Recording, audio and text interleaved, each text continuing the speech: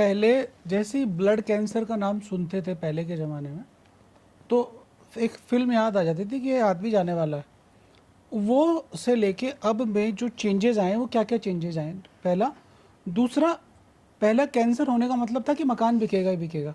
तो अब उसका और आज की जो कॉस्टिंग है, इसमें क्या डिफरेंस आया है? आज कॉस्ट काफ़ी ज़्यादा कम हो गई है। जो हम मल्टीपल माइलोमा के अंदर बॉटलिज्म को यूज़ करा करते थे, एक इंजेक्शन 80,000 का आया करता था। हाँ, आज वही इंजेक्शन आपको 2,000 रुपये में मिल जाता है। जैसे कि कैंसर के जो पेशेंट्स हैं, उनमें बहुत सारी मेडिसिन्स गवर्नमेंट फ्री देती है। आज सबसे अच्छी बात क्या है, गवर्नमेंट का जो राजस्थान गवर्नमेंट है, हमारी नेशनल गवर्नमेंट है, उन्होंने पुअर ऑफ पुअर सोसाइटी के जो पुअर तबके के जो हैं मेंबर्स, तो उनको अलग अलग योजना होगी। जैसे हमारे चिरंजीवी योजना, भामाशाह योजना, वो तरह की योजना है। आयुष्मान भारत योजना सेंटर ने लागू करी है, उसमें काफ़ी हद तक कैंसर्स को जो है कवर करा गया है। जो पहले पेशेंट्स मेडिसिन नहीं ले पाते थे कॉस्ट ऑफ थेरेपी की वजह से, आज वो हर पेशेंट को हम वो मेडिसिन दे पा रहे हैं, ट्रीटमेंट कर पा रहे हैं।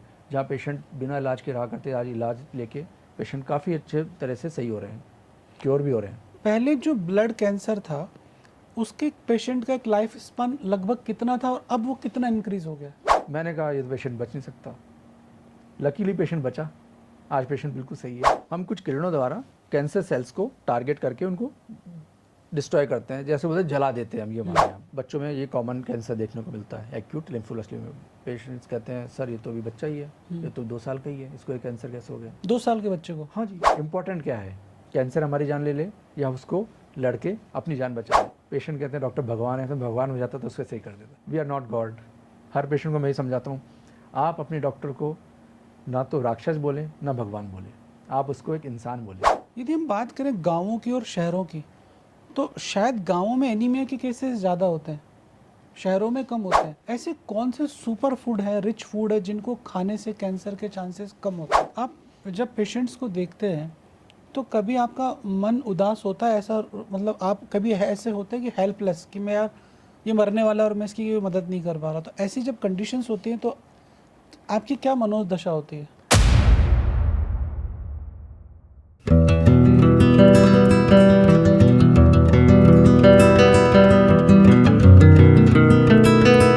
स्वागत है आपका नए वीडियो के अंदर। और आज है हमारे साथ इंडिया के टॉप हेमेटोलॉजिस्ट।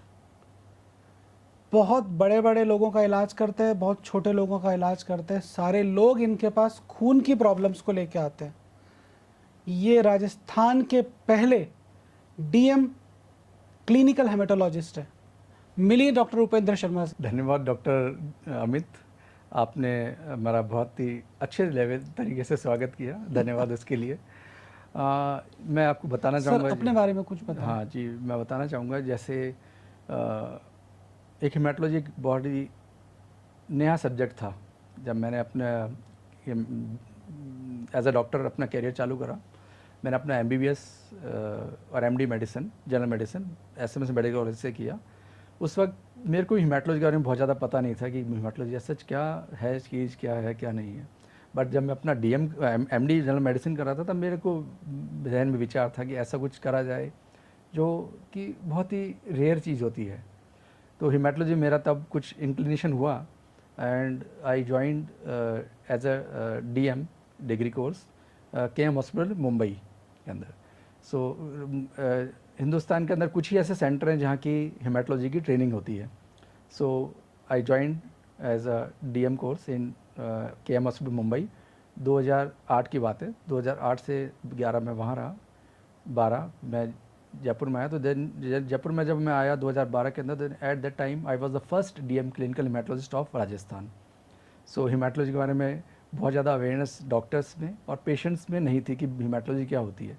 तो मैं छोटे तौर पे आपको हेमेटोलॉजी के बारे में बताना चाहूँगा कि हेमेटोलॉजी है क्या। हेमेटोलॉजी एक साइंस है जो कि ब्लड डिसऑर्डर्स के बारे में डील करती है। इसमें मुख्य तौर पे हम डिवाइड कर सकते हैं इसे बिनाइन हेमेटोलॉजी और मैलिग्नेंट हेमेटोलॉजी। बिनाइन मतलब नॉन कैंसरस हेमेटोलॉजी, जिसमें आती हैं कि आपके खून की कमी हो गई, एनीमियाज हो गए, कुछ तरह के ब्लीडिंग डिसऑर्डर्स जैसे हीमोफीलिया हो गई, क्लॉटिंग प्रॉब्लम्स जहाँ खून का थक्का ज़्यादा जमने लगता है, थ्रोम्बोसिस होते हैं, कुछ रिकरेंट प्रेगनेंसी लॉसेस, कुछ तरह के ये तो कुछ नॉन कैंसरस डिसऑर्डर्स होते हैं, कुछ तरह के कैंसरस होते हैं जैसे कि ल्यूकीमियाज, ब्लड कैंसर्स, लिम्फोमास और कुछ प्लाज्मा सेल के डिसऑर्डर जैसे मल्टीपल माइलोमा। ऐसे मुख्य तौर पे मोटे मोटे तौर पे हम ब्लड हेमाटोलॉजी को नॉन कैंसरस और कैंसरस हेमाटोलॉजी में डिवाइड कर सकते हैं। तो ये जर्नी मेरी जो है काफ़ी इंटरेस्टिंग रही। मैं जब आया तो राजस्थान में और जयपुर में मेरे को काफ़ी सारे एक्टिविटीज़ करनी होती थी। मैं राजस्थान के अलग अलग डिस्ट्रिक्ट्स में गया, वहाँ मैं हेमाटोलॉजी की अवेयरनेस टॉक्स करता था, डॉक्टर्स के बीच में जाके करता था। मैंने कई तरह के कैंप्स करे जहाँ मैं पेशेंट्स को इस बारे में अवेयरनेस देता था कि हेमाटोलॉजी एक्सेप्ट है क्या। अगर आज किसी के कुछ प्रॉब्लम होती है, इधर की साइड में कोई प्रॉब्लम होगी, सबको पता है इधर हमारा दिल होता है, तो इधर कुछ प्रॉब्लम है तो कार्डियोलॉजी की प्रॉब्लम, हार्ट की प्रॉब्लम है, पर ब्लड के से रिलेटेड कोई प्रॉब्लम होगी तुमको पता नहीं कि हेमाटोलॉजी की प्रॉब्लम है। So it is very under scored, under determined. ये बहुत लर्निंग ब्रांच ना तो डॉक्टर्स पे थी ना कहीं। पर आज के टाइम में हम देखते हैं कि हेमाटोलॉजी काफ़ी एक अपकमिंग ब्रांच है, सब्जेक्ट है, काफ़ी ज़्यादा अवेयरनेस है। ब्लड से रिलेटेड प्रॉब्लम्स होती है तो लोगों को लगता है yes there should be some doctor who should deal with this blood disorder and that doctor is haematologist. जी। तो जो हेमेटोलॉजी है, आपने कहा कि जब आप आए थे तो उतनी परिपक्व ब्रांच नहीं थी, हाँ, मतलब इतना जनरल, इतनी ग्लैमरस ब्रांच नहीं थी। हाँ, मतलब इतना कॉन्सेप्ट डॉक्टर्स में, जनरल पब्लिक में नहीं था। अब आज के हर चीज़ एआई बेस्ड है। अब आपको मैं कुछ सवाल पूछूंगा, आप तुरंत उसको अपने मोबाइल में टाइप करिए, आपको आंसर तुरंत मिल जाएगा। मैंने जब अपनी एमबीबीएस और एमडी मेडिसिन करी, तब मैं अपनी कुछ क्वेरीज होती थी, उन क्वेरीज को लेके मैं लाइब्रेरी जाया करता था। एसएमएस मेडिकल कॉलेज की लाइब्रेरी जाया करता, बड़ी सारी लाइब्रेरी थी, उसमें से कुछ क्वेश्चंस को आंसर मेरे को ढूंढने होते थे। पहले लाइब्रेरी के मैं ऐसे मेन उसमें जाता था कि ये इस तरह का जर्नल कहाँ मिलेगा। वो पर्टिकुलर एक सेक्शन से जाके आप उस सेक्शन में जाएंगे कि जहाँ आपका जर्नल है, उस सेक्शन में आपको जर्नल को ढूंढने में बड़ा टाइम लगता है। फिर पर्टिकुलर जर्नल आपको निकालना, जर्नल में से आपको वो कहाँ मिलेगा क्वेश्चन, उसमें से सर्च करना, बहुत टीडियस जॉब हुआ करता था। आज लाइब्रेरी आपके हाथ में, आपको जो टाइप करना है आप अपने मोबाइल में टाइप करें, कंप्यूटर की ज़रूरत भी नहीं, आपको जाके अपने सीट पे जाके कंप्यूटर खोलने की भी ज़रूरत नहीं है, आप अपने मोबाइल में टाइप करें, आपको आंसर मिल जाएगा। तो काफ़ी कुछ चेंज हो गई चीज़ें। आजकल पढ़ाई भी काफ़ी ज़्यादा चेंज हो गई है, कॉन्सेप्ट बहुत ज़्यादा, हर सबको बिल्कुल सब कुछ पता है आजकल। कुछ नहीं पता तो आप सीधे कंप्यूटर में अपने मोबाइल में डाल के आप एआई तो की सहायता ले सकते हैं। जब आपने हेमेटोलॉजिस्ट का डीएम का कोर्स किया था और आज जो बच्चे कर रहे हैं, दोनों के अंदर क्या अंतर है? बहुत अंतर आ गया है। मैंने जब अपना डीएम कोर्स करा था, तो अब हम कुछ ब्लड कैंसर्स के बारे में डिस्कस करें, जैसे मल्टीपल माइलोमा। हम वो मेडिसिन दिया करते थे जो आज इतनी ज़्यादा कारगर नहीं है। हम आज, पहले हम कीमोथेरेपी दिया करते थे, आज हम टारगेटेड मेडिसिन, हम आज हम इम्यूनोथेरेपी पे आ गए हैं, हम कार्टिजल थेरेपी पे आ गए हैं। मेडिसिन बहुत रिवोल्यूशनाइज हो गई हैं। पहले हम ट्रीटमेंट करा करते थे क्रोनिक लिम्फोसाइट ल्यूकीमिया, CLL, एक तरह का धीरे धीरे बढ़ने वाला ब्लड कैंसर है। उसमें कीमोथेरेपीज दिया जाती थी, कुछ तरह की इम्यूनोथेरेपी कुछ पेशेंट से अफोर्ड करते थे, काफ़ी महंगी आया करती थी। आज हम टारगेटेड मेडिसिन, जैसे अब डायबिटीज़ ब्लड प्रेशर को ट्रीट करते हैं, गोली खाते हैं सही रहते हैं, अब टारगेटेड मेडिसिन आ गई है। रूटोन टायरोसिन एनेजिमेटर्स, BCL2 इनिबिटर्स, ये हमारे पर्टिकुलर कुछ एंजाइम्स को, कुछ रिसेप्टर्स को टारगेट करती हैं और हम कैंसर को कंट्रोल कर पाते हैं। हम इन मेडिसिन्स को 90 साल के आदमी को भी दे सकते हैं।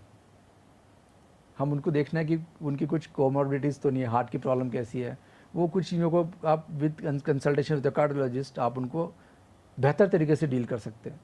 कहाँ वो हम उन पेशेंट्स को कहते थे आप कुछ नहीं कर सकते हैं, 90 ईयर्स में ज़्यादा कुछ नहीं करा जा सकता है, नहीं दे सकते क्योंकि आप कीमोथेरेपी के वो साइड इफ़ेक्ट्स नहीं झेल सकते हैं। आज हम यंग पेशेंट्स हैं, ओल्ड पेशेंट्स हैं, टारगेटेड थेरेपी, जहाँ पहले मेडिसिन होती थी, अब हम लिमिटेड मेडिसिन पे भी उन पे जा सकते हैं। तो बहुत सारा रिवोल्यूशनेशन चेंज काफ़ी ज़्यादा हो चुका है। सर, आपने कीमोथेरेपी बताया, रेडिएशन थेरेपी बताया, तो कीमोथेरेपी क्या होती है? कीमोथेरेपी इसको इस तरह से देख सकते हैं कि कुछ मेडिसिन जो कि आपके कैंसर सेल्स को मारेंगी, मतलब दवाइयाँ देंगे हम? दवाइयाँ देंगे। हाँ। ये कुछ गोली होती हैं और कुछ इंजेक्शंस के तौर पे दी जा सकती है। पर कीमोथेरेपी का एक डिस्टिंक्शन नहीं रहेगा, वो कैंसर सेल और नॉर्मल सेल में डिस्टिंक्शन नहीं कर सकती है। वो कैंसर सेल को भी नुकसान करेगी, नॉर्मल सेल को भी नुकसान करेगी, उसमें वो भेदभाव नहीं करेगी। हाँ, ये ज़रूर है कि कैंसर सेल को नुकसान हो या ना हो, नॉर्मल सेल को ज़रूर नुकसान होगा। अगर नोटबंदी लगेगी तो करप्शन वाले को नुकसान हो या ना हो, नॉर्मल आदमी को ज़रूर नुकसान। कैसे? उसको लाइन पे खड़ा रहना पड़ेगा, अपने नोट बदली करने पड़ेंगे, करेंसी की प्रॉब्लम रहेगी, उसको सारी तकलीफ आएंगी। वैसे ही कीमोथेरेपी, कुछ कैंसर्स होते हैं जो कीमोथेरेपी रेजिस्टेंट होते हैं। कैंसर दी, कीमोथेरेपी दी, आराम नहीं आया, मतलब कीमोथेरेपी रेजिस्टेंस है, दवाइयाँ काम नहीं कर रही। बट वहाँ साइड इफेक्ट तो नॉर्मल सेल्स को तो नुकसान आएगा। तो कीमोथेरेपी डिस्क्रिमिनेट नहीं कर सकती है cancer cell, non cancer cell को। इसके बनस्पत पे टारगेट थेरेपी बहुत हद तक, काफ़ी हद तक targeted therapy, immunotherapy cancer cells को चिन्हित कर सकती है और उन्हें टारगेट कर सकती है। हम ये नहीं कह सकते कि बिल्कुल एग्जैक्ट ही करेगी, 100 में से 100 करेगी, बट बहुत अच्छे लेवल पे उनको टारगेट कर सकती है। हमें साइड इफेक्ट्स नॉर्मल सेल पे कम देखने को मिलते हैं, काफ़ी डिफरेंस, ग्रॉस डिफरेंस देखा जा सकता है। और ये रेडिएशन थेरेपी क्या है? रेडिएशन थेरेपी हम कुछ किरणों द्वारा कैंसर सेल्स को टारगेट करके उनको डिस्ट्रॉय करते हैं, जैसे बोलते जला देते हैं हम, ये माने आप। तो वो आजकल अलग अलग तरह की रेडिएशन थेरेपीज़ हैं जो कि पर्टिकुलर टारगेट करती हैं आपके आसपास के जो नॉर्मल ऑर्गन्स हैं, सेल्स हैं, उनको डैमेज ना हो, पर्टिकुलर कैंसर सेल्स को ही डैमेज हो। कितनी तरह की आपको डोज जाएगी और किस लेवल पे जाएगी, किस डेप्थ पे जाएगी, वो सब डिसाइडेड करके एडवांस मशीनों के द्वारा किया जाता है। अब जैसे ब्लड कैंसर है जी, तो ब्लड कैंसर में आप किस चीज़ को टारगेट करोगे रेडिएशन थेरेपी में? अब ब्लड कैंसर के अंदर रेडिएशन थेरेपी के कुछ इंडिकेशंस होते हैं। अब ब्लड कैंसर्स को हम डिवाइड करते हैं ल्यूकीमिया और लिम्फोमास, जो कि मेरे को पहले ही आपको बताना था कि ये ब्लड, हमने जब हेमेटोलॉजी में डिस्कस करा, मैं वहाँ मिस कर गया इस चीज़ को। बट ब्लड कैंसर्स को हम मोटे मोटे तौर पे डिवाइड कर सकते हैं ल्यूकीमियाज एंड लिम्फोमास। ल्यूकीमियाज जो होते हैं तरल तरह के कैंसर, जिसको हम बोलते हैं लिक्विड कैंसर्स जो है, और लिम्फोमास जो गांठ वाले कैंसर हैं, जिसमें हमारे शरीर के अंदर जो लिम्फ नोड्स होती हैं, गले में, बगल में, जांग में, पेट के अंदर जो लिम्फ नोड्स होती है, उनका एनलार्जमेंट हो जाता है। ल्यूकीमियाज जो है उनको हम फर्दर डिवाइड कर सकते हैं एक्यूट ल्यूकीमियाज और क्रोनिक ल्यूकीमियाज में। एक्यूट ल्यूकीमियाज जो तेज़ी से कैंसर बढ़ रहे हैं, जिसमें कि हम एग्जांपल के तौर पे बोल सकते हैं acute myeloid leukaemia, acute lymphoblast leukaemia. धीरे धीरे बढ़ने वाले कैंसर्स, ब्लड कैंसर्स, ल्यूकीमियाज, जैसे कि chronic myeloid leukaemia, chronic lymphocyte leukaemia, और भी कई तरह के एग्जाम्पल हैं। डिटेल में जाएंगे तो बहुत लंबा हो जाएगा, मोटे मोटे तौर पे इनको डिस्कस कर रहे हैं। लिम्फोमास गांठ वाले कैंसर, गांठ वाले, उनको हम डिवाइड करते हैं मोटे मोटे तौर पे हॉजकिन लिम्फोमा और नॉन हॉजकिन लिम्फोमा। इनको भी फर्दर कैरेक्टराइजेशन डिवाइड करा जा सकता है। नॉन हॉजकिन लिम्फोमा को हम डिवाइड करते हैं एक तो धीरे धीरे बढ़ने वाले कैंसर्स में और तेज़ी से बढ़ने वाले कैंसर्स में, जो एग्रेसिव लिम्फोमास हैं। धीरे धीरे बढ़ने वाले कैंसर्स को अलग तरह से डील करा जाता है, तेज़ी से बढ़ने वाले कैंसर को अलग तरह से डील करा जाता है। तो ये काफ़ी तरह के अलग अलग तरह के कैंसर्स हैं। अब ल्यूकीमियाज जो होते हैं उसमें हम रेडिएशन थेरेपी, जैसे acute lymphoblast leukaemia blood cancer है, ये कैंसर अगर आपके ब्रेन के अंदर पहुंच रहा है, CNS इन्वॉल्वमेंट जिसे बोलते हैं, ब्रेन का इन्वॉल्वमेंट आ रहा है, तो हम टारगेट करते हैं ब्रेन को, क्योंकि ब्रेन ऐसा ऑर्गन है जो कि एक झिल्ली से प्रोटेक्टेड होता है, जिसे हम बोलते हैं ब्लड ब्रेन बैरियर। नॉर्मली हम देखेंगे हमारे को कुछ इन्फेक्शन हुआ, शरीर में कुछ इन्फेक्शन हुआ, एक नेचुरल सिस्टम है बॉडी का जो कि ब्रेन को प्रोटेक्ट करके रखता है, एक मेम्ब्रेन, झिल्ली, जो कि प्रोटेक्ट करती रहती है, ब्रेन उससे सेफ रहे। उस झिल्ली के आसपास बाहर होता है एक स्पेसिफिक हमारा जो बोन, स्कल बोन जो बोलते हैं, जो कि हमको चोट से बचाता है। अंदर कोई ब्लड कोई इन्फेक्शन हुआ है तो वो ब्रेन तक ना पहुंचे, झिल्ली की तरह प्रोटेक्ट होता है। तो ये जब प्रोटेक्शन होता है तो कीमोथेरेपी वहाँ तक बराबर नहीं पहुँच पाती है। तो उनको ब्रेन के अंदर जो कैंसर सेल्स गए हैं उन्हें ख़त्म करने के लिए हम इंट्राथिकल कीमोथेरेपी, जहाँ हम जो झिल्ली को पियर्स करते हैं, हमारी स्पाइनल कॉर्ड होती है वहाँ जाके पियर्स करते हैं, और कीमोथेरेपी के इंजेक्शंस CSF जो ब्रेन का जो लिक्विड पार्ट है उसमें हम इंजेक्ट करते हैं, वो ब्रेन तक पहुंचता है लिक्विड, और कैंसर सेल्स को कीमोथेरेपी के इंट्राथिकल के बाद। पर इसके भी लिमिटेशंस होते हैं। वैसे रेडिएशन थेरेपी ब्रेन को टारगेट करती है और पर्टिकुलर डोज द्वारा हम कुछ कैंसर सेल्स नहीं होते तो उनको डिस्ट्रॉय करते हैं, या फिर कैंसर सेल्स से ब्रेन को प्रिवेंट करते हैं। कुछ हाई रिस्क तरह के एक्यूट लिम्फोल्यूकीमिया, कुछ तरह के लिम्फोमास होते हैं, वहाँ अगर हम जब कीमोथेरेपी दे रहे हैं, कीमोथेरेपी देने के बाद कैंसर सेल थोड़ा रह गया है, वहाँ उससे रेडिएशन थेरेपी से उसको ख़त्म करा जाता है। या फिर शुरू में कैंसर बहुत ज़्यादा था, मतलब बल्कि डिजीज़ जिसे बोलते हैं, कीमोथेरेपी से ख़त्म हो गया, बट शुरू में बल्क काफ़ी ज़्यादा था तो उसके रिकरेंस के चांस रहते हैं। ऐसे पेशेंट्स को रेडिएशन सेक के द्वारा उसे ख़त्म करा जाता है। टारगेटेड थेरेपी क्या होती है सर? अब जैसे हमने डिस्कस करा पहले कीमोथेरेपी, वैसे ही टारगेट, पर्टिकुलर टारगेट को जीन को टारगेट करना है। जैसे इसके सबसे बेस्ट और सिंपल एग्जांपल है chronic mild leukaemia. Chronic mild leukaemia हमें क्यों होता है? ये एक तरह का ब्लड कैंसर है, धीरे धीरे बढ़ने वाला ब्लड कैंसर है। हमारे शरीर में 1 से लेकर 46 नंबर के, 1 से लेकर 46 नंबर के क्रोमोसोम्स होते हैं। इन क्रोमोसोम्स पे जीन्स होते हैं। ये जीन्स हमारे बॉडी को कंट्रोल करते हैं। जो हमारा 9 और 22 नंबर वाला जो क्रोमोसोम है उन पे जीन्स होते हैं। नॉर्मली 22 नंबर क्रोमोसोम पे BCR जीन और 9 नंबर क्रोमोसोम पे ABL जीन, ये हम सभी को है। ये एक नॉर्मल जीन हमारे क्रोमोसोम्स के अंदर है। पर क्रोनिक माइल्ड ल्यूकीमिया के अंदर क्या होता है, ये जीन्स का ट्रांसलोकेशन हो जाता है, अदला बदली होती है और दोनों का फ्यूज़न हो जाता है, जुड़ाव हो जाता है। और उस जुड़ाव होने की वजह से जो सेल्स मल्टीप्लाई होते हैं और ये कैंसर बन जाता है। अब जो मेडिसिन होती है टायरोसिन काइनेज इनहिबिटर, अलग अलग तरह की मेडिसिन है जो कि इसको ब्लॉक करती है फ्यूज़न को, और हमको इसको ब्लॉक करने से सेल्स धीरे धीरे नॉर्मल लेवल पे आ जाते हैं। ये टारगेट कर रही है इस BCR-ABL जीन को टारगेट कर रही है। जीन को टारगेट कर रहे हैं। BCR CML हम बोलेंगे BCR-ABL जीन का जब फ्यूज़न होगा, उस फ्यूज़न को रोक रही है, उसको टारगेट कर रही है। इसे टारगेट मेडिसिन थेरेपी का बहुत सिंपल और बेहतर एग्जांपल माना जा सकता है। CML के ट्रीटमेंट में आजकल काफ़ी रेवोल्यूशन हुआ है, काफ़ी ज़्यादा बदलाव आया है। पहले CML पेशेंट्स बहुत लंबा जिया नहीं करते थे। आज से 20 साल पहले हम देखेंगे तो बहुत लंबा नहीं जिया करते थे। बट अमेरिका के अंदर टाइम्स मैगजीन, बहुत ही बड़ी मैगजीन है, उसके अंदर फ्रंट पेज पे आया मैजिकल बुलेट का नाम, जो कि इमैटिनिब करके गोली आती है, जो कैंसर को CML पेशेंट्स को दवा खाने के बाद नॉर्मल हो गए। जो पेशेंट 3-4 साल जिया करते थे, सालों जिया करे, लंबे टाइम तक जी रहे।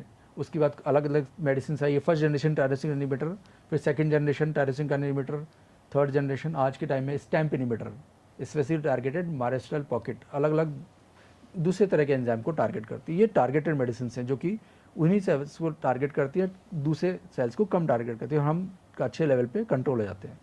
और ये इम्यूनोथेरेपी क्या होती है सर? इम्यूनोथेरेपी देखेंगे कि जैसे कैंसर सेल्स हैं, हम अगर देखते हैं आज के टाइम में हर जगह बायोमेट्रिक्स हो गई है। हम ऑफिस जाएंगे, हमारे फिंगरप्रिंट होंगे या फिर हमारा फेस स्कैन होगा, मोबाइल हमारा फेस स्कैन करके खुलेगा, लॉक एंड अनलॉक, हर चीज़ आजकल स्पेसिफाई हो गई है। वैसे कैंसर सेल्स जो होते हैं उन पे भी कुछ मार्कर्स, रिसेप्टर्स होते हैं। उन रिसेप्टर से ये पहचाना जाता है ये कैंसर कौन सा है स्पेसिफिक। जैसे अगर बोलें CD, जैसे CD मार्कर्स बोलते हैं मैंने, ये अलग अलग मार्कर है। CD20 मार्कर है तो वो पर्टिकुलर तरह के कैंसर में, CD38 मार्कर पर्टिकुलर तरह के कैंसर, जैसे CD38 मार्कर प्लाज्मा सेल पे मिलेगा, तो प्लाज्मा सेल पे मार्कर जहाँ रहता है वहाँ हम इस टारगेट को कर सकते हैं पर्टिकुलर इम्यूनोथेरेपी द्वारा टारगेट। CD30 को टारगेट करने के लिए इम्यूनोथेरेपी आती है डैराटुमैब, जो इम्यूनोथेरेपी इंजेक्शन द्वारा पेशेंट को दी जाती है, उस लेवल इसको टारगेट करती है। CD20 एक बड़ा इंपॉर्टेंट टारगेट है इम्यूनोथेरेपी के लिए। इसके लिए हमारे पास एक मेडिसिन आती है रिटुक्सिमैब। ये मोनोक्लोनल एंटीबॉडीज़ है जो इस रिसेप्टर को टारगेट करके कैंसर सेल को डिस्ट्रॉय करती है। तो ये पर्टिकुलर रिसेप्टर्स पे एक्ट करती हैं, उन रिसेप्टर्स को टारगेट करके इम्यूनोथेरेपी काम करती है। जो ये इसी इम्यूनोथेरेपी बोलते हैं। टारगेट मेडिसिन का क्या काम होता है, वो रिसेप्टर्स पे नहीं जाके वो आपके पर्टिकुलर एंजाइम लेवल पे टारगेट करती हैं आपको। जैसे Bruton tyrosine kinase inhibitor, Bruton tyrosine kinase जो होता है उस काइनेज एंजाइम को टारगेट करने के लिए दवा आती है इब्रूटिनिब या कालाब्रूटिनिब। वो आपको CLL chronic lymphocyte leukaemia patients को दी जाती है। जैसे हमने डिस्कस करा CML क्रोनिक माइल्ड ल्यूकीमिया, वो BCR-ABL जीन को टारगेट करके वहाँ असर कर रही है। जी सर, पहले जैसे ही ब्लड कैंसर का नाम सुनते थे पहले के ज़माने में, तो एक फिल्म याद आ जाती थी कि ये आदमी जाने वाला है। वो से लेके अब में जो चेंजेस आए हैं, वो क्या क्या चेंजेस आए हैं? पहला, दूसरा, पहला कैंसर होने का मतलब था कि मकान बिकेगा ही बिकेगा, तो अब उसका और आज के जो कॉस्टिंग है इसमें क्या डिफरेंस आया है? कॉस्टिंग तो बहुत ज़्यादा ट्रिमेंडस इंक्रीज़ हुई है।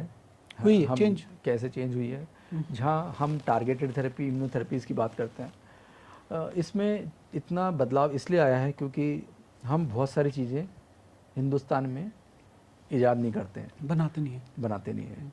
अब जैसे हम मोबाइल यूज़ कर रहे हैं, मैं तो अपने पेशेंट से पूछता हूँ कि अगर कोई मेरे पास आता है कि हम हिंदुस्तान में भी, अब आप देखें हिंदुस्तान में मोबाइल जो देखा जाए, हम आपसे और हमसे बात करें, किससे बात करें, मेरे को आपको पता है हिंदुस्तान के कौन सा मोबाइल है जो हिंदुस्तान की कंपनी बनाती है? आपको कुछ आइडिया है ऐसा कुछ?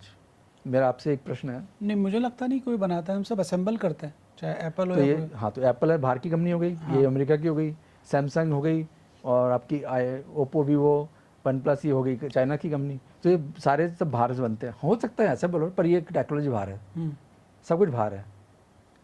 तो आप सोचें कि हम नहीं बना सकते हैं? हम बिल्कुल बना सकते हैं, सब कुछ कर सकते हैं। फंड रिसोर्सेज कहाँ आएंगे? वैसे मेडिसिन जो हैं वो हिंदुस्तान में उनके प्रोटोकॉल्स नहीं बन रहे हैं। नई इजाद जो है, अगर कोई मेडिसिन अंदर एंटर करेगी, आपको हम दे रहे हैं, हम आपको कोई मेडिसिन, किसी पेशेंट्स को मेडिसिन देते हैं, वो रिसर्च ट्रायल के नॉर्मल आदमी को नहीं दी जा रही है, उसके लिए अलग से प्रोटोकॉल्स होते हैं। रिसर्च डिपार्टमेंट होता है, ट्रायल डिपार्टमेंट होता है। अब वो रिसर्च ट्रायल के लिए हमको जो बनाना है, तो उसके लिए कोई मेडिसिन अगर ईजाद करनी है तो प्रोटोकॉल बनेगा, मेडिसिन का खर्चा आएगा। अगर हम किसी पेशेंट को मेडिसिन दे रहे हैं तो वो ट्रायल बेसिस जब जाएगी तो पेशेंट को सब चीज़ें फ्री रहेगी, साइड इफेक्ट फ्री रहेंगे, एडमिशन फ्री रहेगा। उसकी कॉस्टिंग कहाँ से आएगी? ये कॉस्टिंग सारी बाहर जो विदेशी कंपनियां हैं वो करती हैं रिसर्च। हम हिंदुस्तान में रिसर्च को इतना तवज्जो नहीं दी जाती है। तो ये सब रिसर्च बाहर से होती है। जब बाहर से होती हैं, अब अमेरिका में कोई रिसर्च होगी, कोई कंपनी अपना प्रोडक्ट बनाएगी, तो डॉलर्स में वो इन्वेस्ट करेगी, डॉलर्स में वो प्रोडक्ट बनेगा।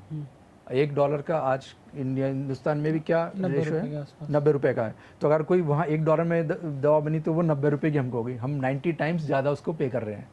अगर वही चीज़ हम हिंदुस्तान में बनाते तो 90 रुपये कम लगते हैं। 90 कम है, तो कॉस्ट अपने आप ज़्यादा होगी। अब ये मेडिसिन जब जेनरिक हो जाएगी, एक पर्टिकुलर दवा का पेटेंट होता है कि इतने साल तक, 15 साल 20 साल जो भी एग्जैक्ट है वो मेरे को पता नहीं, तो 15-20 साल जो भी उसका टाइम रहता है, उसमें वो पेटेंट रहेगा, उसको दूसरी कंपनी नहीं बना सकती है।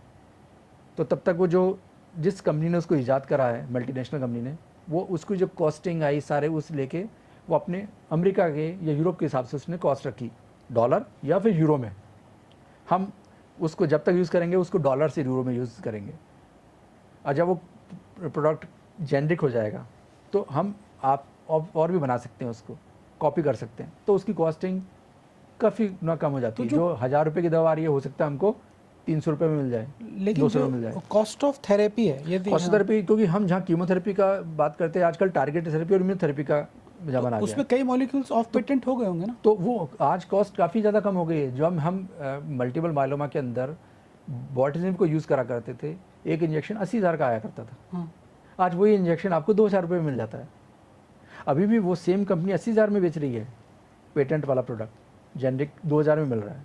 तो काफ़ी ज़्यादा डिफरेंस अभी भी है। उन दोनों में कोई अंतर नहीं होता। अंतर क्या है? एक को किसी ने ईजाद करा है और एक को कट कॉपी पेस्ट करा है। एक मूवी आप जाके हॉल में देख के आ रहे हैं और एक पायरेटेड मूवी आपने घर पे देख रहे हैं, वो डिफरेंस रहता है। काम हमारा दोनों में चल रहा है। एक आप जूता पहन रहे हैं, वो आपने एक बड़े ब्रांडेड कंपनी का पहना है, और एक आपने लोकल लेके खरीदा है। कॉस्ट ऑफ डिफरेंस तो मतलब आपको कॉस्ट में काफ़ी ज़्यादा महसूस होगी, थोड़ा बहुत आपको डिफरेंस वैसे भी महसूस होगा।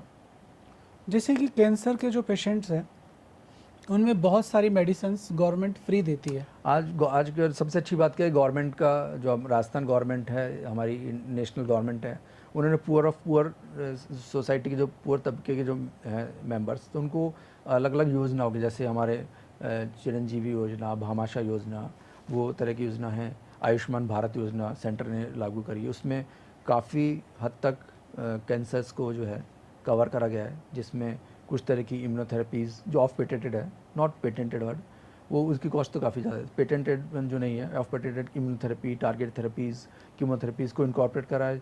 जो पहले पेशेंट्स मेडिसिन नहीं ले पाते थे कॉस्ट ऑफ थेरेपी की वजह से, आज वो हर पेशेंट को हम वो मेडिसिन दे पा रहे हैं, ट्रीटमेंट कर पा रहे हैं। जहाँ पेशेंट बिना इलाज के रहा करते, आज इलाज लेके पेशेंट काफ़ी अच्छे तरह से सही हो रहे हैं, क्योर भी हो रहे हैं। पहले जो ब्लड कैंसर था उसके पेशेंट का एक लाइफ स्पान लगभग कितना था और अब वो कितना इंक्रीज हो गया? अब जैसे हमने डिस्कस करा क्रोनिक माइलॉइड ल्यूकीमिया, जब हमारे पास टायरोसिन काइनेज इनहिबिटर जैसे इमैटिनिब मेडिसिन अवेलेबल नहीं थी, पेशेंट्स बुसल्फान और कुछ तरह की कीमोथेरेपी लिया करते थे, 3-4 साल से ज़्यादा नहीं जिया करते थे। कुछ पेशेंट्स का ट्रांसप्लांट होगा तो ही क्योर हो सकते थे। आज हम मेडिसिन लेके लंबे टाइम तक, डायबिटीज़ ब्लड प्रेशर की मेडिसिन लेके लंबे टाइम तक डिजीज़ को कंट्रोल कर पा रहे हैं। ये प्लेटफॉर्म वैसे सही मंच नहीं है जो कि मैं आगे डिस्कस करूं। हाँ, हम CML के अंदर कुछ सबसेट ऑफ पेशेंट 15-20% पेशेंट्स को ट्रीटमेंट फ्री रिमिशन, जहाँ उनको हम और क्योर भी बोल सकते हैं, दवा बंद करने का भी कुछ इंडिकेशंस रहे हैं, गाइडलाइंस हैं। वो कुछ सेलेक्टेड पेशेंट्स हैं जो कि मेडिसिन बराबर ले रहे हैं, बराबर दिखा रहे हैं, बराबर जांच हो रही है और बराबर रिजल्ट आ रहे हैं। ऐसे पेशेंट्स का कुछ गाइडलाइंस के तौर पे हम उनको बंद भी कर सकते हैं।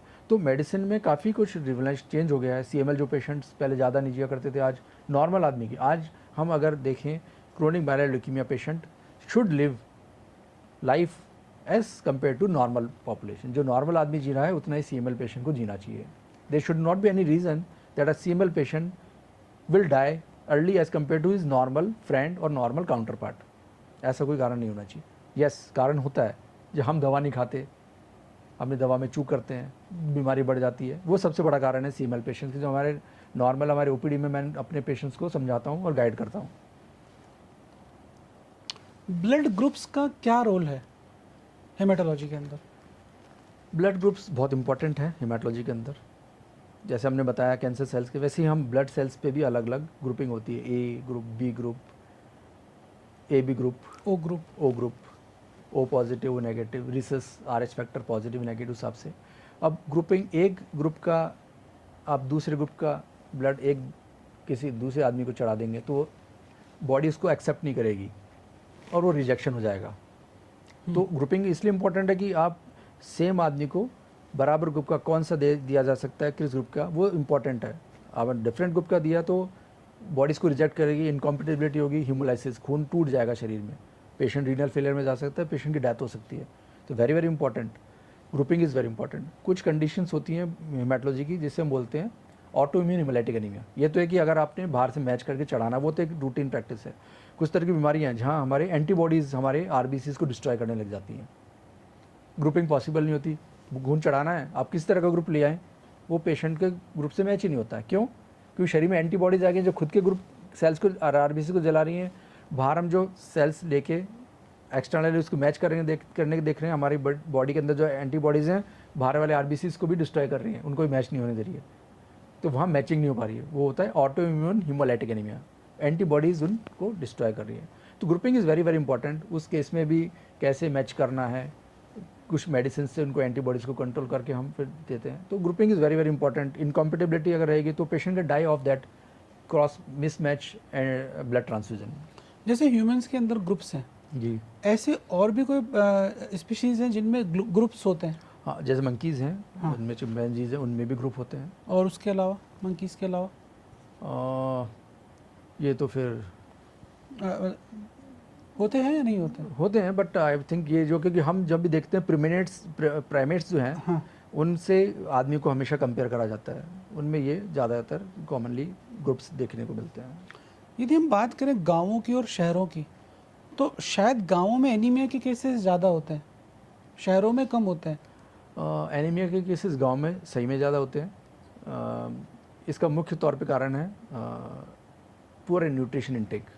शहरों में भी एनीमिया के केसेस हैं, उनके कारण अलग रहते हैं, पर गांव में इसलिए क्योंकि आपको एक सोशो इकोनॉमिक स्टेटस कम रहता है, आपके फाइनेंसेस कम रहते हैं, तो वहाँ आप बराबर डाइटरी इनटेक नहीं कर रहे हैं, बराबर न्यूट्रिशियस फूड नहीं ले रहे हैं, बराबर ग्रीन लीफ वेजिटेबल्स का यूज़ नहीं कर रहे हैं, तो आपके शरीर में आयरन की मात्रा या विटामिन B12, फॉलिक एसिड की मात्रा कम हो जाती है, जो कि सहायक होते हैं हमें खून बनाने में। उसकी वजह से एनीमिया की प्रॉब्लम्स होती है।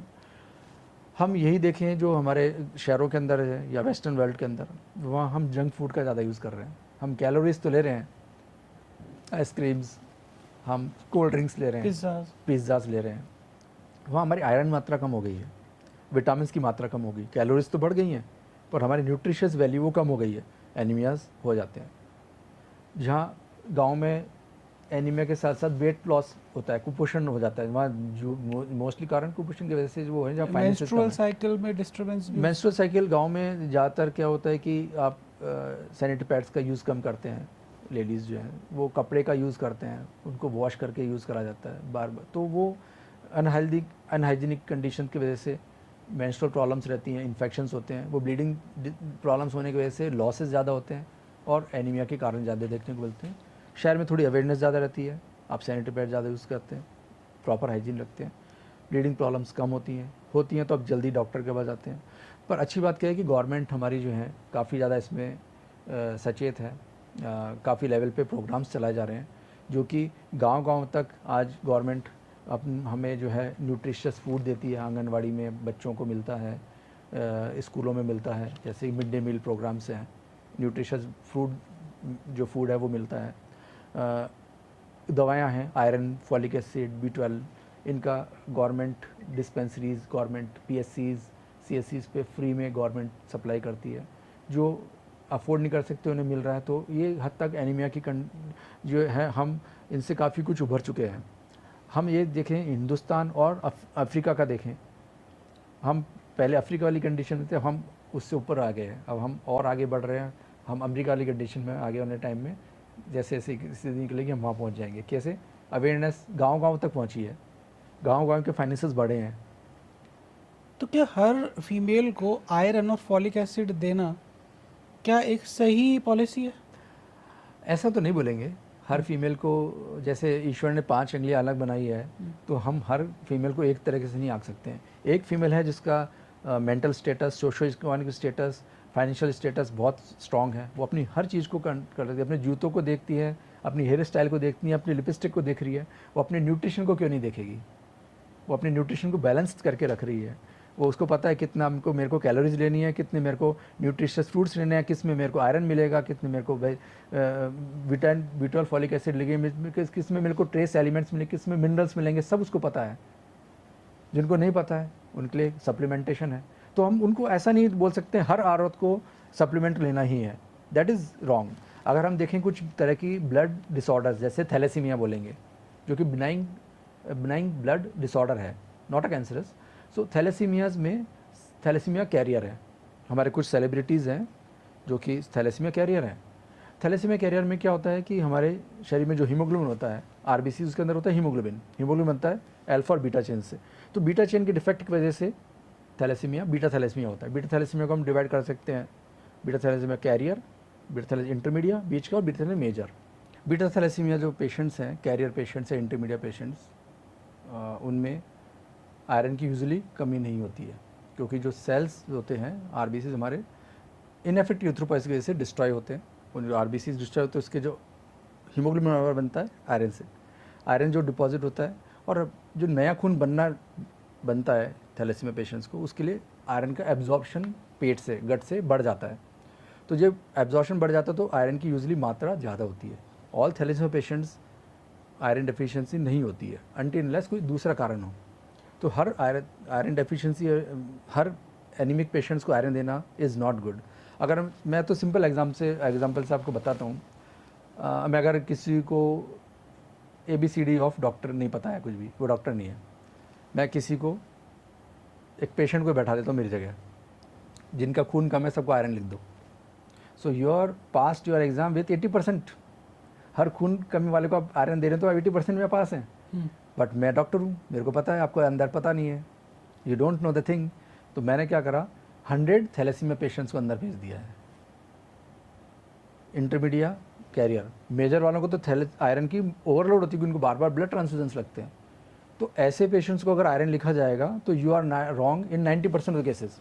100 में से 90% में हम रॉन्ग है, बिकॉज उनमें आयरन का यूजुअली एक्सेस होता है। डेफिशिएंसी यूजलेस लॉस हो रहा है, मेंस्ट्रुअल लॉस हो रहा है आपको, या एब्जॉर्प्शन नहीं हो रहा है, या मल द्वार लेटन से आपका ब्लड जा रहा है, उस केसेस में डेफिशिएंसी होगी। तो हर किसी को इरेस्पेक्टिव देना गलत रहता है। यस, हम देखते हैं जो कि हम एक कैंपेन चलाते हैं, मास कैंपेन गवर्नमेंट चलाती है, गांव लेवल पे है, वहाँ न्यूट्रिशन वैल्यू अच्छी नहीं है, लॉसेस ज़्यादा हो रहे हैं, पीरियड्स ज़्यादा रहते हैं, वहाँ आपने मास लेवल पे दिया है। Yes, you are right, in most of the cases आप वहाँ दे रहे हैं, क्योंकि हमको एक लार्ज मेजॉरिटी ऑफ पॉपुलेशन को करना है। बट एज अ डॉक्टर आप देख रहे हैं तो उससे हमको एक सेग्रेट करके देखना है। हम कुछ बेसिक ब्लड टेस्ट करके देख सकते हैं। CBC, कंप्लीट ब्लड काउंट, बहुत ही सिंपल टेस्ट है। इसमें कैसे आप डिफ्रेंशिएट करते हैं मैं आपको बता देता हूँ। मेरे पास थैलेसीमिया है कि कैरियर है, बेसिक टेस्ट हम यूजुअली देखते हैं रूटीन। हम अपने रूटीन चेकअप में जब लिपिड और कोलेस्ट्रॉल का और शुगर का टेस्ट कराते हैं, CBC को इनकॉर्पोरेट कर लेते हैं। CBC में हम देखते हैं MCV और एक RBC count, TRBC, total RBC count. TRBC। Thalassaemia carrier patient में क्या होगा, आरबीसी का डिस्ट्रक्शन ज़्यादा रहता है और ज़्यादा प्रोडक्शन भी होता है, डिस्ट्रक्शन भी होता है, तो आरबीसी नंबर ज़्यादा हो जाते हैं, total RBC count will be more, total RBC.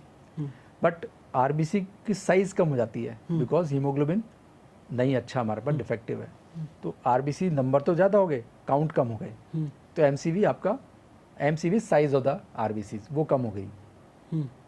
तो ये और MCV कम है। एक रेशो होता है Mentzer's index, Mentzer's index. MI Mentzer's index, वो होता है MCV divided by TRBC, total RBC count.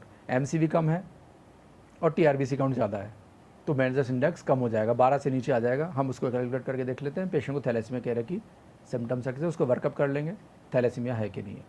अगर आयरन डेफिशिएंसी, आयरन डेफिशिएंसी में क्योंकि डेफिशिएंसी है तो आपका प्रोडक्शन बराबर नहीं हो रहा है, आपका आरबीसी बराबर, हीमोग्लोबिन नहीं बन रहा बराबर, तो आरबीसी बराबर नहीं बन रहे, तो आपका आरबीसी काउंट कम हो गया है, your TRBC total RBC count will be लो।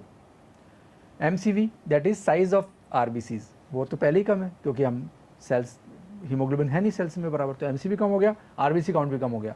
हमारा इंडेक्स क्या था, Mentzer's index MI, MCV divided by TRBC. MCV तो दोनों कंडीशन में कम है क्योंकि सेल्स की साइज छोटी है, पर TRBC, RBC count iron deficiency anaemia में कम हो गया बिकॉज सेल्स बराबर बन नहीं रहे, तो ये Mentzer's index is inversely proportional MCV divided by TRBC. अगर टीआरबीसी काउंट कम होगा तो मेंजर इंडेक्स बढ़ जाएगा, इनवर्स प्रोपोर्शनल है ना, तो एमसीवी बढ़ जाएगा, तो आयरन डेफिशिएंसी में हमें ये 13-14 के ऊपर चला जाएगा, 18, 20, 25 ऐसे चला जाएगा। और इनवर्सली प्रोपोर्शनल है थैलेसीमिया कैरियर में, ये टीआरबीसी काउंट ज़्यादा हो जाएगा, तो एमसीवी ये मेंजर इंडेक्स कम हो जाएगा। तो हम एक बेसिक टेस्ट ही देख सकते हैं, तो खाली एमसीवी और टीआरबीसी काउंट TRBC से देख आप देख सकते हैं कि आप किस साइड जा रहे हैं, आयरन डेफिशिएंसी जा रहे हैं कि आप थैलेसीमिया कैरियर की साइड, फर्दर टेस्ट करके उसको कंफर्म करा जा सकता है। तो मतलब कोई भी जो गांव में बैठा हुआ डॉक्टर है वो भी एक सिंपल सीबीसी से बहुत सारी चीज़ देख सकते हैं। अगर आपने साथ में पीबीएफ कर ली, पेरिफेरल ब्लड फिल्म, तो आपको बहुत सारी चीज़ें क्लियर हो जाती है। ओके, आप पैथोलॉजिस्ट हैं, आप माइक्रोस्कोप में देख सकते हैं स्लाइड के अंदर की भी सेल्स की मॉर्फोलॉजी कैसी है, बनावट कैसी है, सेल्स छोटे हैं कि बड़े हैं, छोटे सेल्स आ रहे हैं माइक्रो में, बड़े सेल्स मैक्रोसाइटिक है, बीटल डेफिशिएंसी में बड़े बड़े सेल्स मिल जाते हैं आपको, आरबीसी काउंट, तो वो आपके कैसे हैं, मॉर्फोलॉजी कैसी है, साइज़ कैसी है, उनमें हीमोग्लोबिन का कंटेंट कैसा है, वो सब देख के बहुत सारी चीज़ें पता करा जा सकती है। फिर स्पेशल टेस्ट होता है हीमोग्लोबिन इलेक्ट्रोफोरेसिस, उससे कंफर्म कर सकते हैं थैलेसीमिया है कि नहीं है। आपने बात करी थी ब्लड कैंसर और लाइपोमास की। लिम्फोमास जो है, तो लिम्फोमा और ब्लड कैंसर में से ज़्यादा कॉमन कौन सा है? जैसे हमने डॉक्टर साहब डिस्कस करा, डॉक्टर अमित, शुरू में कि ब्लड कैंसर को हम डिवाइड करते हैं ल्यूकीमियाज और लिम्फोमास में। Lymphoma is a blood cancer, ये अलग नहीं है, अच्छा। ब्लड कैंसर का एक पार्ट है, मतलब अलग अलग हम तरह से डिवाइड करते हैं। तो उसमें ल्यूकीमियाज, लिक्विड कैंसर, तरल कैंसर को हमने ल्यूकीमियाज में डिवाइड कर दिया, गांठ वाले कैंसर को हमने लिम्फोमा डिवाइड कर दिया। तो इसका एक पार्ट है, this is not a different thing. तो ज़्यादा कॉम्प्लिकेटेड कौन सा है ट्रीट करना, लिम्फोमा या लाइपोमा? नहीं, lipoma is different thing. Lipoma तो आपके जैसे फैट का जो है ग्रोथ हो रहा है, वो डिफरेंट थिंग है। लिम्फोमा इज डिफरेंट थिंग, दोनों अलग अलग है। Lipoma is a non cancerous, benign disorder. Benign disorder, हाँ, लिम्फोमा इज अ कैंसर, वो दोनों डिफरेंट थिंग है, इनको दोनों को मैच करना इज नॉट राइट। जो ब्लड कैंसर आपने कई टाइप्स के बताए, उनमें सबसे कॉम्प्लिकेटेड ब्लड कैंसर कौन सा होता है कॉम्प्लिकेटेड ट्रीट करने में? एज ए डॉक्टर हम पेशेंट्स में डिस्कस करें ज़्यादा बेटर है। डॉक्टर्स के लिए तो ऐसा कुछ नहीं है। हमारे लिए चैलेंजेस कहाँ आते हैं भाई? आपको चैलेंज एक तो रहता है कि if you are not aware with your subject, आपको चैलेंज हर किसी केस में लगेगा। If you are confident with your subject, if you know your subject very well, आपको उसमें चैलेंज नज़र नहीं आएगा। चैलेंज हमको कहाँ नज़र आता है? जहाँ पेशेंट्स बराबर ट्रीटमेंट नहीं लेते हैं। जैसे आपने ट्रीटमेंट चालू करा, पेशेंट को आराम आ गया, अब पेशेंट ने डिफ़ॉल्ट कर दिया ट्रीटमेंट। डिफ़ॉल्ट क्यों करता है? डिफ़ॉल्ट, अब आज के क्या है कि पेशेंट को तकलीफ़ रहती है, इलाज करने आते हैं, इलाज से आराम आ गया, पर पर्टिकुलर एक जैसे कैंसर का कुछ कोर्स रहेगा। हम लिम्फोमा में देखा, जैसे diffuse large B cell lymphoma काफ़ी तेज़ी से बढ़ने वाला कैंसर है।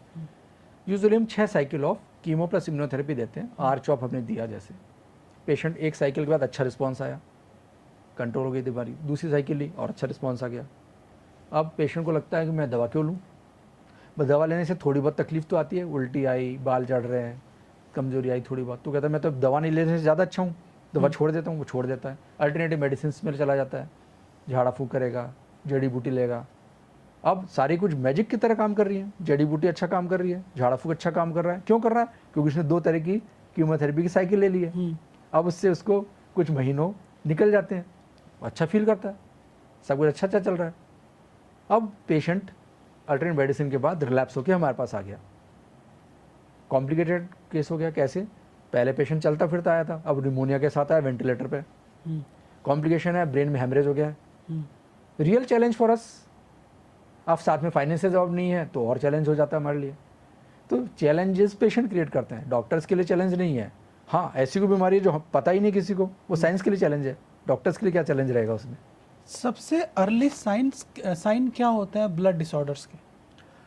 साइन और सिम्टम्स के बारे में हम देखते हैं, जैसे कि ब्लड कैंसर्स के, लिम्फोमा को हम जैसे करते हैं साइन और सिम्टम्स के बारे में। तो कुछ तरह के सिम्टम्स जो कि बहुत कॉमनली देखे जाते हैं लिम्फोमा में, जैसे आपको बार बार बुखार आ रहा है, आसानी से बुखार कंट्रोल नहीं हो रहा है, भूख कम लग रही है, वज़न कम हो रहा है, शरीर में गले में बगल जांघ में गांठों का बढ़ना, लिम्फ नोड्स का एनलार्जमेंट हो रहा है, पेट फूल जाना, तिल्ली लीवर का बढ़ जाना। अगर लिम्फोमा ज़्यादा एडवांस कंडीशन में चला गया है तो आपके प्लेटलेट कम हो रहे हैं, तो आपको शरीर पे लाल लाल काले काले चकत्ते आना, नाक से दांत से लेटे से खून आना। तेज़ी से बढ़ने वाले कैंसर लिम्फोमा जो जल्दी ये सिम्टम्स देते हो तो अर्ली सिम्टम्स आ सकते हैं। धीरे धीरे बढ़ने वाले कैंसर एडवांस स्टेज में आते हैं, तब आपको ये लेट सिम्टम्स आते हैं। लाल खून कम होता है तो आपको थकान होती है, कमजोरी होती है, सांस फूलता है, हाथ पैर में दुखता है। WBCs में आपके डिस्टर्बेंस होते तो आपको, जैसे हमने बताया, बार बार बुखार आता है, आसानी से कंट्रोल नहीं होता। ये कुछ सिम्टम्स नॉर्मल इन्फेक्शंस के भी होते हैं, जैसे कि हम टीबी में देखें, काफ़ी तरह के सिम्टम्स कॉमन होते हैं। तो वो ये आपको इस तरह के कुछ भी सिम्टम्स आते हैं, अब हो सकता है कॉमन जो टीबी हिंदुस्तान में प्रेवलेंट है वो हो सकता है लिम्फोमा हो सकता है, कुछ तरह के ब्लड कैंसर होते हैं। सिम्टम्स मैं तो कहना चाहता हूँ कि इस तरह के सिम्टम्स तरह के आते हैं तो उसे नज़रअंदाज ना करें, अपने डॉक्टर से मिलें। कॉमन सिम्टम क्या आता है सबसे कॉमन? भूख कम होना, वजन कम हो जाना, भूख कम हो जाती है, वजन कम हो जाता है, बार बार बुखार आ रहा है, ये कॉमन सिम्टम्स जो कि बाकी इन्फेक्शंस में भी होते हैं। तो ऐसे सिम्टम्स आए तो हम क्या करते हैं कि भूख कम हो रही है, कि मेरे को स्ट्रेस बहुत ज़्यादा है, वर्क लोड ज़्यादा है, खाने का फैसिलिटीज़, सिंगल रह रहे हैं, बाहर कहीं काम कर रहे हैं, बराबर खाते नहीं हैं, मैं ब्रेड खा रहा हूँ, मतलब किसी, हम बोलते हैं हमारे आसपास का जो माहौल चल रहा है उससे कोरिलेट करके उसको हम पहचान ही नहीं पाते हैं कि ये सिम्टम्स हमको किसी बीमारी की वजह से हैं। कि मेल में ज़्यादा है, हम उस, अगर ये सिम्टम्स धीरे धीरे डेवलप हो रहे हैं, जैसे धीरे धीरे बढ़ने वाले कैंसर्स होते हैं, उनमें धीरे धीरे डेवलप हो रहे हैं, तो हम उसके टूवर्ड्स यूज टू हो जाते हैं। ओके, हम तो वो हमको लगता ही नहीं है कि रोज़मर्रा से ये हमको क्या डिफरेंस है। वो आपको फटीग धीरे धीरे डेवलप हो रही है तो आप उसमें एक्सट्रीम फटीग जब तुरंत आई तो आपको लगता है मैं कल तो सही था, आज क्या हो गया मेरे को, पर ये फटीग ओवर द मंथ्स आपको डेवलप हो रही है तो आप उसमें यूज टू हो जाते हैं। ये मेल में ज़्यादा है या फीमेल में? इंसिडेंसेस अलग अलग कैंसर्स के, लिम्फोमास और ब्लड कैंसर के अलग अलग हैं। कुछ ब्लड कैंसर मेल में जाते हैं, कुछ फीमेल में जाते हैं। This all depends on which type of blood cancer we are dealing with. क्योंकि जैसे मैंने कई सेलिब्रिटीज़ को देखा, जैसे कि सोनाली बेंद्रे, अभी उन्हें ब्लड कैंसर नहीं था, उन्हें दूसरे तरह का, I think so she was suffering from uterine cancer. Okay, तो जो कीमोथेरेपी है उसका सबसे बड़ा मेजर साइड इफ़ेक्ट क्या है? कीमोथेरेपी कुछ मोटे मोटे तौर पे साइड इफ़ेक्ट देती है। हर चीज़ जो फ़ायदा देगी नुकसान भी करती है, बट हमें वो लेना इसलिए इम्पोर्टेंट है कि कैंसर से हमको बचना है तो कीमोथेरेपी के हम उसको नुकसान के तौर पे ये नहीं देखें। हम नुकसान देख रहे हैं तो आदमी सोचे सिर्फ हम इस मंच पे डिस्कस करें तो हाँ, तो नुकसान साइड इफ़ेक्ट में आ गया। तो साइड इफ़ेक्ट के तौर पे आपको उल्टी आती है, भूख कम हो जाती है, उल्टी आती है, वज़न कम होने जाता है, बाल झड़ जाते हैं। ये बाल वापस आ जाते हैं? बाल वापस यूजुअली ज़्यादातर पेशेंट्स को आ जाते हैं, कुछ के नहीं भी आते। हाँ, कीमोथेरेपी से आपके जो फंक्शन, जैसे सेक्सुअल फंक्शन, आपके जो इनफर्टिलिटी, कुछ % पेशेंट्स को इनफर्टिलिटी हो सकती है। कीमोथेरेपी आपके स्पर्म्स को काउंट को कम कर सकती है, उनके फंक्शंस को कम कर सकती है, आपके ओवम को कम कर सकती है, एग्स को कम कर सकती है। तो इनफर्टिलिटी, अलग अलग तरह के साइड इफ़ेक्ट्स होते हैं जो कीमोथेरेपी के। बट फिर मैं आपको बोलना चाहूँगा, इम्पॉर्टेंट क्या है, कैंसर हमारी जान ले या उसको लड़के अपनी जान बचा लें, तो कुछ साइड इफ़ेक्ट्स के साथ। इन सारे साइड इफ़ेक्ट्स को जब आप देखते हो तो उनके लिए कुछ मेडिसिन भी लिखते होंगे, जैसे कि यस। तो नाउ ऐसा नहीं है कि सब पेशेंट्स को प्रॉब्लम आएगी। पहले जब मैं अपना कोर्स DM का कर रहा था तब उल्टी की जो रोकने की दवा है बहुत प्रिमिटिव हुआ करती थी। आज के ज़माने में ऐसी मेडिसिन है जो कि स्ट्रॉन्ग से आपसे कीमोथेरेपी दी, उल्टी के सिम्टम्स ना के बराबर हो जाते हैं। काफ़ी अच्छी मेडिसिन हमारे पास हैं। सो आपको एपेटाइट बढ़ाने की दवा है, उल्टी को कंट्रोल करने की दवा है, उल्टी को रोकने की दवा है। तो काफ़ी सारे चेंजेस आ गए हैं कीमोथेरेपी के मॉलिक्यूल्स में, काफ़ी तरह के चेंजेस करे गए हैं जिससे वो ये साइड इफ़ेक्ट्स कम रहे हैं। तो जब पेशेंट आपके पास आता है और आप उसकी कीमोथेरेपी प्लान करते हैं, तो ये स्टेप बाय स्टेप प्रोटोकॉल में होती है, धीरे धीरे से डोज बढ़ाएंगे या इमीडिएट? हर कैंसर का अलग अलग प्रोटोकॉल रहता है। जैसे हम बोलेंगे कि एक्यूट लिम्फोब्लास्टिक ल्यूकीमिया ALL, उसमें कीमोथेरेपी के कोर्स इस तरह से चलेगा कि आपका डिवाइडेड डोज, मतलब आपका स्टेप बाय स्टेप जो आप बता रहे हैं। आपने ओरल मेडिसिन दी है वो चलेंगी, आपके इंजेक्शन्स हैं जो कि सप्ताह में 1 बार आ रहे हैं, कुछ इंजेक्शन सप्ताह में 2 बार आ रहे हैं। फिर आपके इंजेक्शन्स जो हैं आपके ड्रिप में चल रही है, 24 घंटे के लिए चल रहे हैं इंजेक्शन्स। कुछ तरह के इंट्राथिकल रीढ़ की हड्डी में आपके पानी में डाल के कीमोथेरेपी इंजेक्शन दे रहे हैं। अलग अलग तरह के इन्फ्यूजनल हाइडोज मिथोटिक से जो बोलते हैं, इन्फ्यूजन में चल रहे 24 घंटे 36 घंटे, वो अलग अलग रहती है। इसके अपोजिट जैसे AML, एक्यूट माइलोइड ल्यूकीमिया, काफ़ी तेज़ी से बढ़ने वाला कैंसर है, उसमें इंटेंसिव कीमोथेरेपी, बल्क में कीमोथेरेपी, एक तरह से इंटेंसिव भारी कीमोथेरेपी एक साथ दी जाती है क्योंकि कैंसर काफ़ी रेजिस्टेंस वाला होता है, काफ़ी ताकत वाला होता है, ताकतवर कीमोथेरेपी एक साथ देनी है। वहीं ALL के अंदर उसको पार्ट्स में दिया जाता है। तो डिफरेंट कैंसर की बायोलॉजी होती है, उस हिसाब से उनको कीमोथेरेपी प्रोटोकॉल से बनाया गया है ताकि उसको कैसे ख़त्म कर सकते हैं। आपने भी सेक्सुअल प्रॉब्लम्स की बात बोली, तो वो थोड़ा सा इंटरेस्टिंग लगा कि जब आप कीमोथेरेपी चालू करते हो तो क्या सेक्सुअल प्रॉब्लम कौन कौन सी हो सकती है, मेल्स में क्या क्या हो सकती है और फीमेल्स में क्या क्या हो सकती है? जब आप किसी भी बीमारी से ग्रसित हैं तो आपका जो एक बॉडी फंक्शंस हैं वो काफ़ी लेवल पे, जैसे मैंने बोला, थकान होने लगती है, भूख कम लग रही है, बार बार बुखार आ रहा है, ये सिम्टम्स जो हमने आपके लिम्फोमा के डिस्कस करे, ये अगर सिम्टम्स हैं तो हम इन अपनी सेक्सुअल एक्टिविटीज़ वैसे भी कम हो जाती हैं। आपने कीमोथेरेपी ली हैं तो कीमोथेरेपी से भी आपके sexual desire, sexual activities impaired होती हैं। जैसे हमने बताया आपके फर्टिलिटी फंक्शंस में भी इम्पेयरमेंट होता है, गोनेट्स में भी डिफरेंट होता है। तो वो ये सब तरह के फैक्टर्स हैं। फिर हमारे साइकोलॉजिकल फैक्टर्स होते हैं, इमोशनल फैक्टर्स होते हैं जो हमारे सेक्सुअल एक्टिविटीज़ को इम्पेयर करते हैं, हैम्पर करते हैं, और हम इनमें फंक्शंस में नॉर्मल आदमियों की तरह तुलना में काफ़ी कुछ गिरावट आ जाती है, कम हो जाता है जी। अभी जैसे मैंने कहीं पे पढ़ा था कि STD जो सेक्सुअली ट्रांसमिटेड डिजीज लोग होते हैं उनमें कैंसर के चांसेस ज़्यादा होते हैं, क्या ये सही है? कुछ तरह के सेक्सुअल ट्रांसमिट डिजीज़ेज़ हैं जैसे कि HIV, उसके अंदर कुछ तरह के, मैं यूजुअली आपसे आज ब्लड कैंसर के बारे में डिस्कस करूँगा, मैं सॉलिड ट्यूमर्स के बारे में ज़्यादा डिस्कस नहीं करूँगा। तो ब्लड कैंसर्स में देखें तो जैसे कुछ तरह के कैंसर्स होते हैं, लिम्फोमास, जैसे डिफ्यूज RBC लिम्फोमाज है, लंग्स के अंदर जो हमारा प्राइमरी इन्फ्यूजन लिम्फोमाज हो जाते हैं। कुछ तरह के वायरस जैसे HTLV1 है या HHV8, ह्यूमन हर्पीज़ वायरस 8, ये ग्रुप के फैमिली के वायरसेस हैं। इनके अंदर जो है पेशेंट्स को adult T cell leukaemia lymphoma virus leukaemia disease हो जाती है। तो ये इस तरह के कुछ कैंसर्स हैं जो कि पर्टिकुलर तरह के सेक्सुअल ट्रांसमिट डिजीज़ में ज़्यादा देखने को मिलते हैं। HPV वगैरह, हर्पीस और HP ह्यूमन पेपिलोमा वायरस, जैसे मैंने बताया कि हम आज सिर्फ, मैं I am blood specialist, I will deal with blood cancer only. HPV जैसे कि जनरली देखा जाता है ह्यूमन पेपिलोमा वायरस, ये आपके cervical cancer, not a blood cancer, cervical cancer या फिर आपके head and neck cancer, oropharyngeal cancers, उनमें देखने को मिलता है, जो कि आदमी औरत में हो सकते हैं। फीमेल्स के अंदर सर्वाइकल कैंसर देखने को मिलता है। जो लोग सेडेंटरी लाइफ स्टाइल में हैं, ओबेज हैं, अनहेल्दी हैं, और जो लोग फिट हैं, बहुत ज़्यादा अच्छा वर्कआउट करते हैं, हैवी ट्रेनिंग्स लेते हैं, हिट वर्कआउट्स करते हैं, तो किन लोगों में ज़्यादा कैंसर पाया जाता है, होने के चांसेस ज़्यादा रहते हैं? और ऐसा मतलब इज इट देयर समथिंग? हम हमेशा ये कहेंगे कि जो अनफिट है, अगर कोई देश, दो देशों के बीच में अगर लड़ाई हो रही है, जो देश कमज़ोर होगा, ताकतवर देश उसको कब्जा कर लेगा, उस पर अटैक कर देगा, कमज़ोर पे ही आक्रमण होगा। तो अगर आप मोटे हैं, ओबीज हैं, आपकी सीडेंटरी लाइफ स्टाइल है, आपकी एक्टिविटीज़ कम है, तो आप एक तरह से अपने स्टेमिना को कम करके रखें हैं। आपका इम्यून सिस्टम वीक हो जाएगा, बिकॉज आपकी लाइफस्टाइल की वजह से आपका इम्यून सिस्टम वीक है। इम्यून सिस्टम वीक हुआ, आपको इन्फेक्शन का रिस्क रहेगा, आपको कैंसर का रिस्क रहेगा।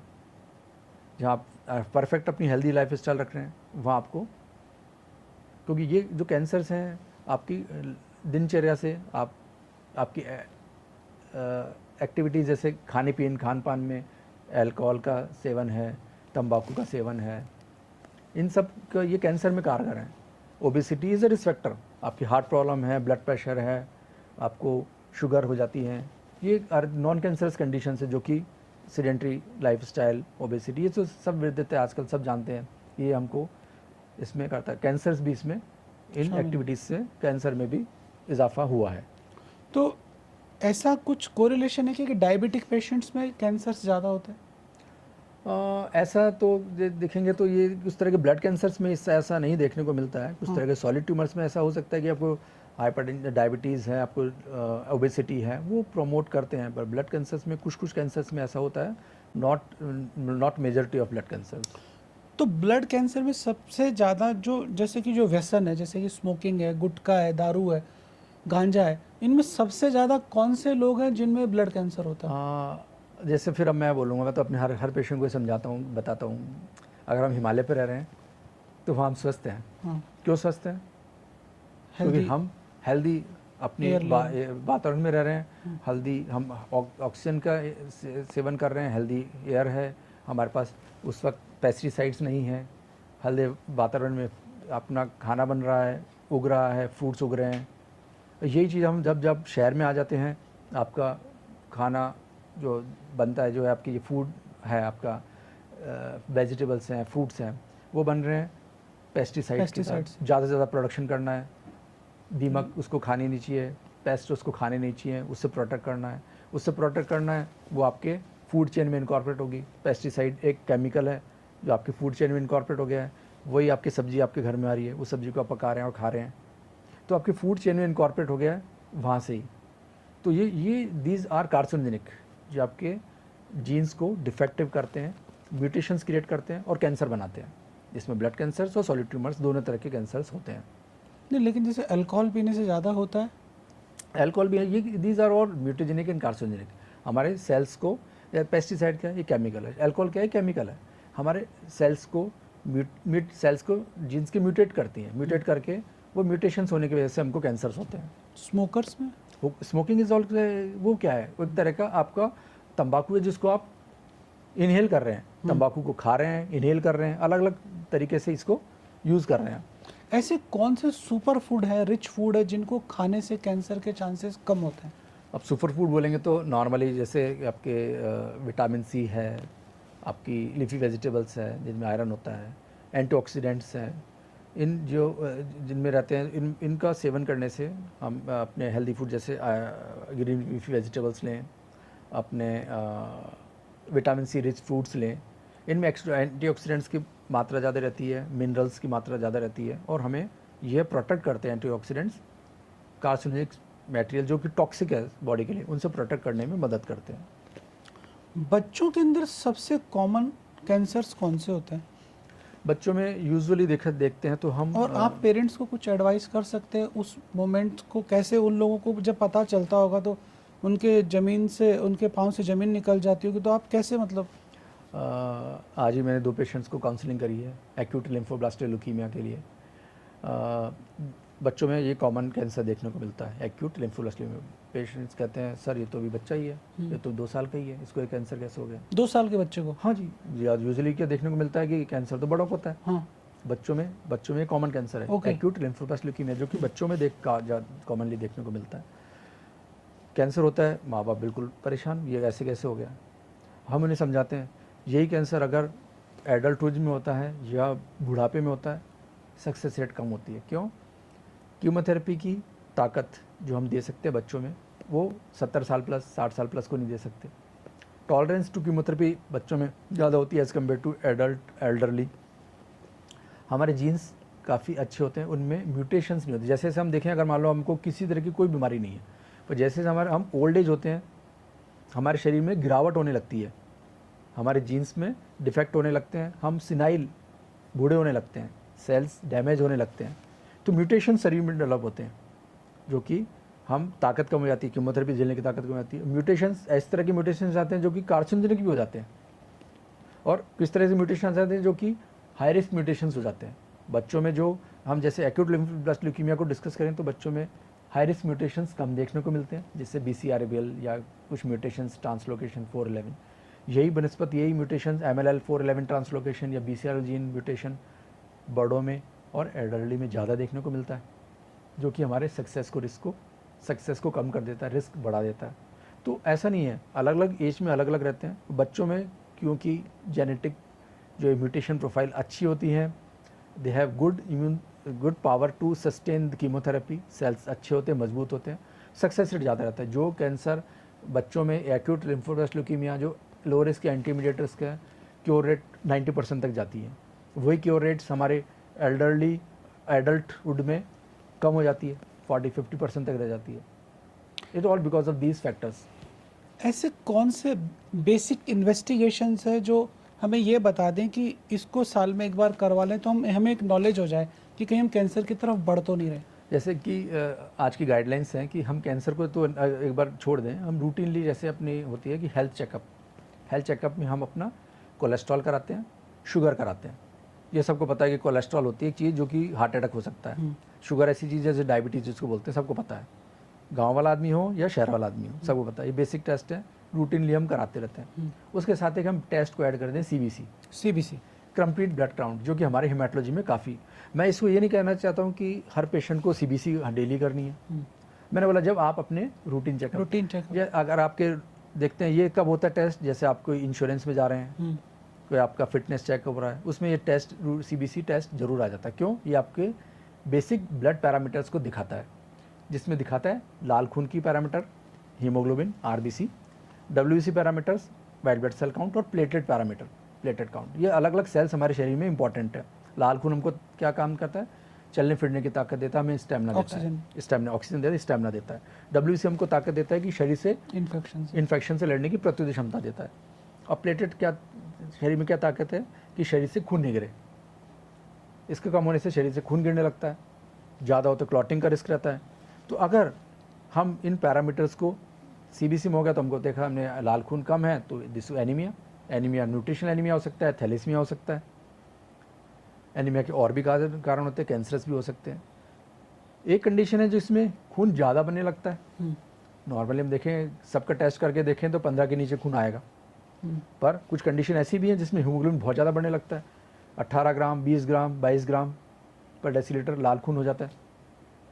जैसे कि पानी है, अगर कम हो जाएगा तो कम होगा तो आपको अकाल पड़ जाएगा, ज़्यादा होगा तो बाढ़ आ जाएगी। वैसे खून कम है तो एनीमिया हो गया, आपको तकलीफ हो गई। ज़्यादा है तो भी तकलीफ है। उसमें क्या करते हैं? ज़्यादा है तो आपको क्लॉटिंग का रिस्क रहता है। खून, अगर खून की नली में जो खून चल रहा है उसकी कैपेसिटी है 15 के नीचे चलने की, अगर उसमें 2 ग्राम, 3 ग्राम, 4 ग्राम खून ज़्यादा चल रहा है तो उसकी कैपेसिटी ज़्यादा चल रहा है, आपको क्लॉटिंग का, ब्लीडिंग का रिस्क बढ़ जाता है। ये कंडीशन जिसमें बोलते हैं पॉलीसाइथीमिया, जिसमें लाल खून ज़्यादा बनने लगता है। ये कैंसरस भी हो सकता है, नॉन कैंसरस भी हो सकता है। कोई नॉन कैंसरस कंडीशन होती है जिसमें हार्ट की प्रॉब्लम है, लंग्स की प्रॉब्लम है, हाई एल्टीट्यूड पे जो रहते हैं उनको होता है, नॉन कैंसरस कंडीशन है। कैंसर होता है जिसे बोलते हैं पॉलीसाइथीमिया वेरा, जिसमें लाल खून ज़्यादा बनने लगता है। तो ये बेसिक चीज़ से हमने एक डिक्टेट कर लिया कि हम नॉन कैंसरस कंडीशन देख रहे हैं कि कैंसरस कंडीशन देख रहे हैं। ये अब हम गए WBC, white blood cell count पे। वाइट ब्लड सेल काउंट आपके बहुत ज़्यादा है, नॉर्मल से 4 से 10 हज़ार हैं। अगर ज़्यादा होने लगे 20,000, 30,000, लाख, 2 लाख, 3 लाख, 5 लाख, 6 लाख, ज़्यादा है।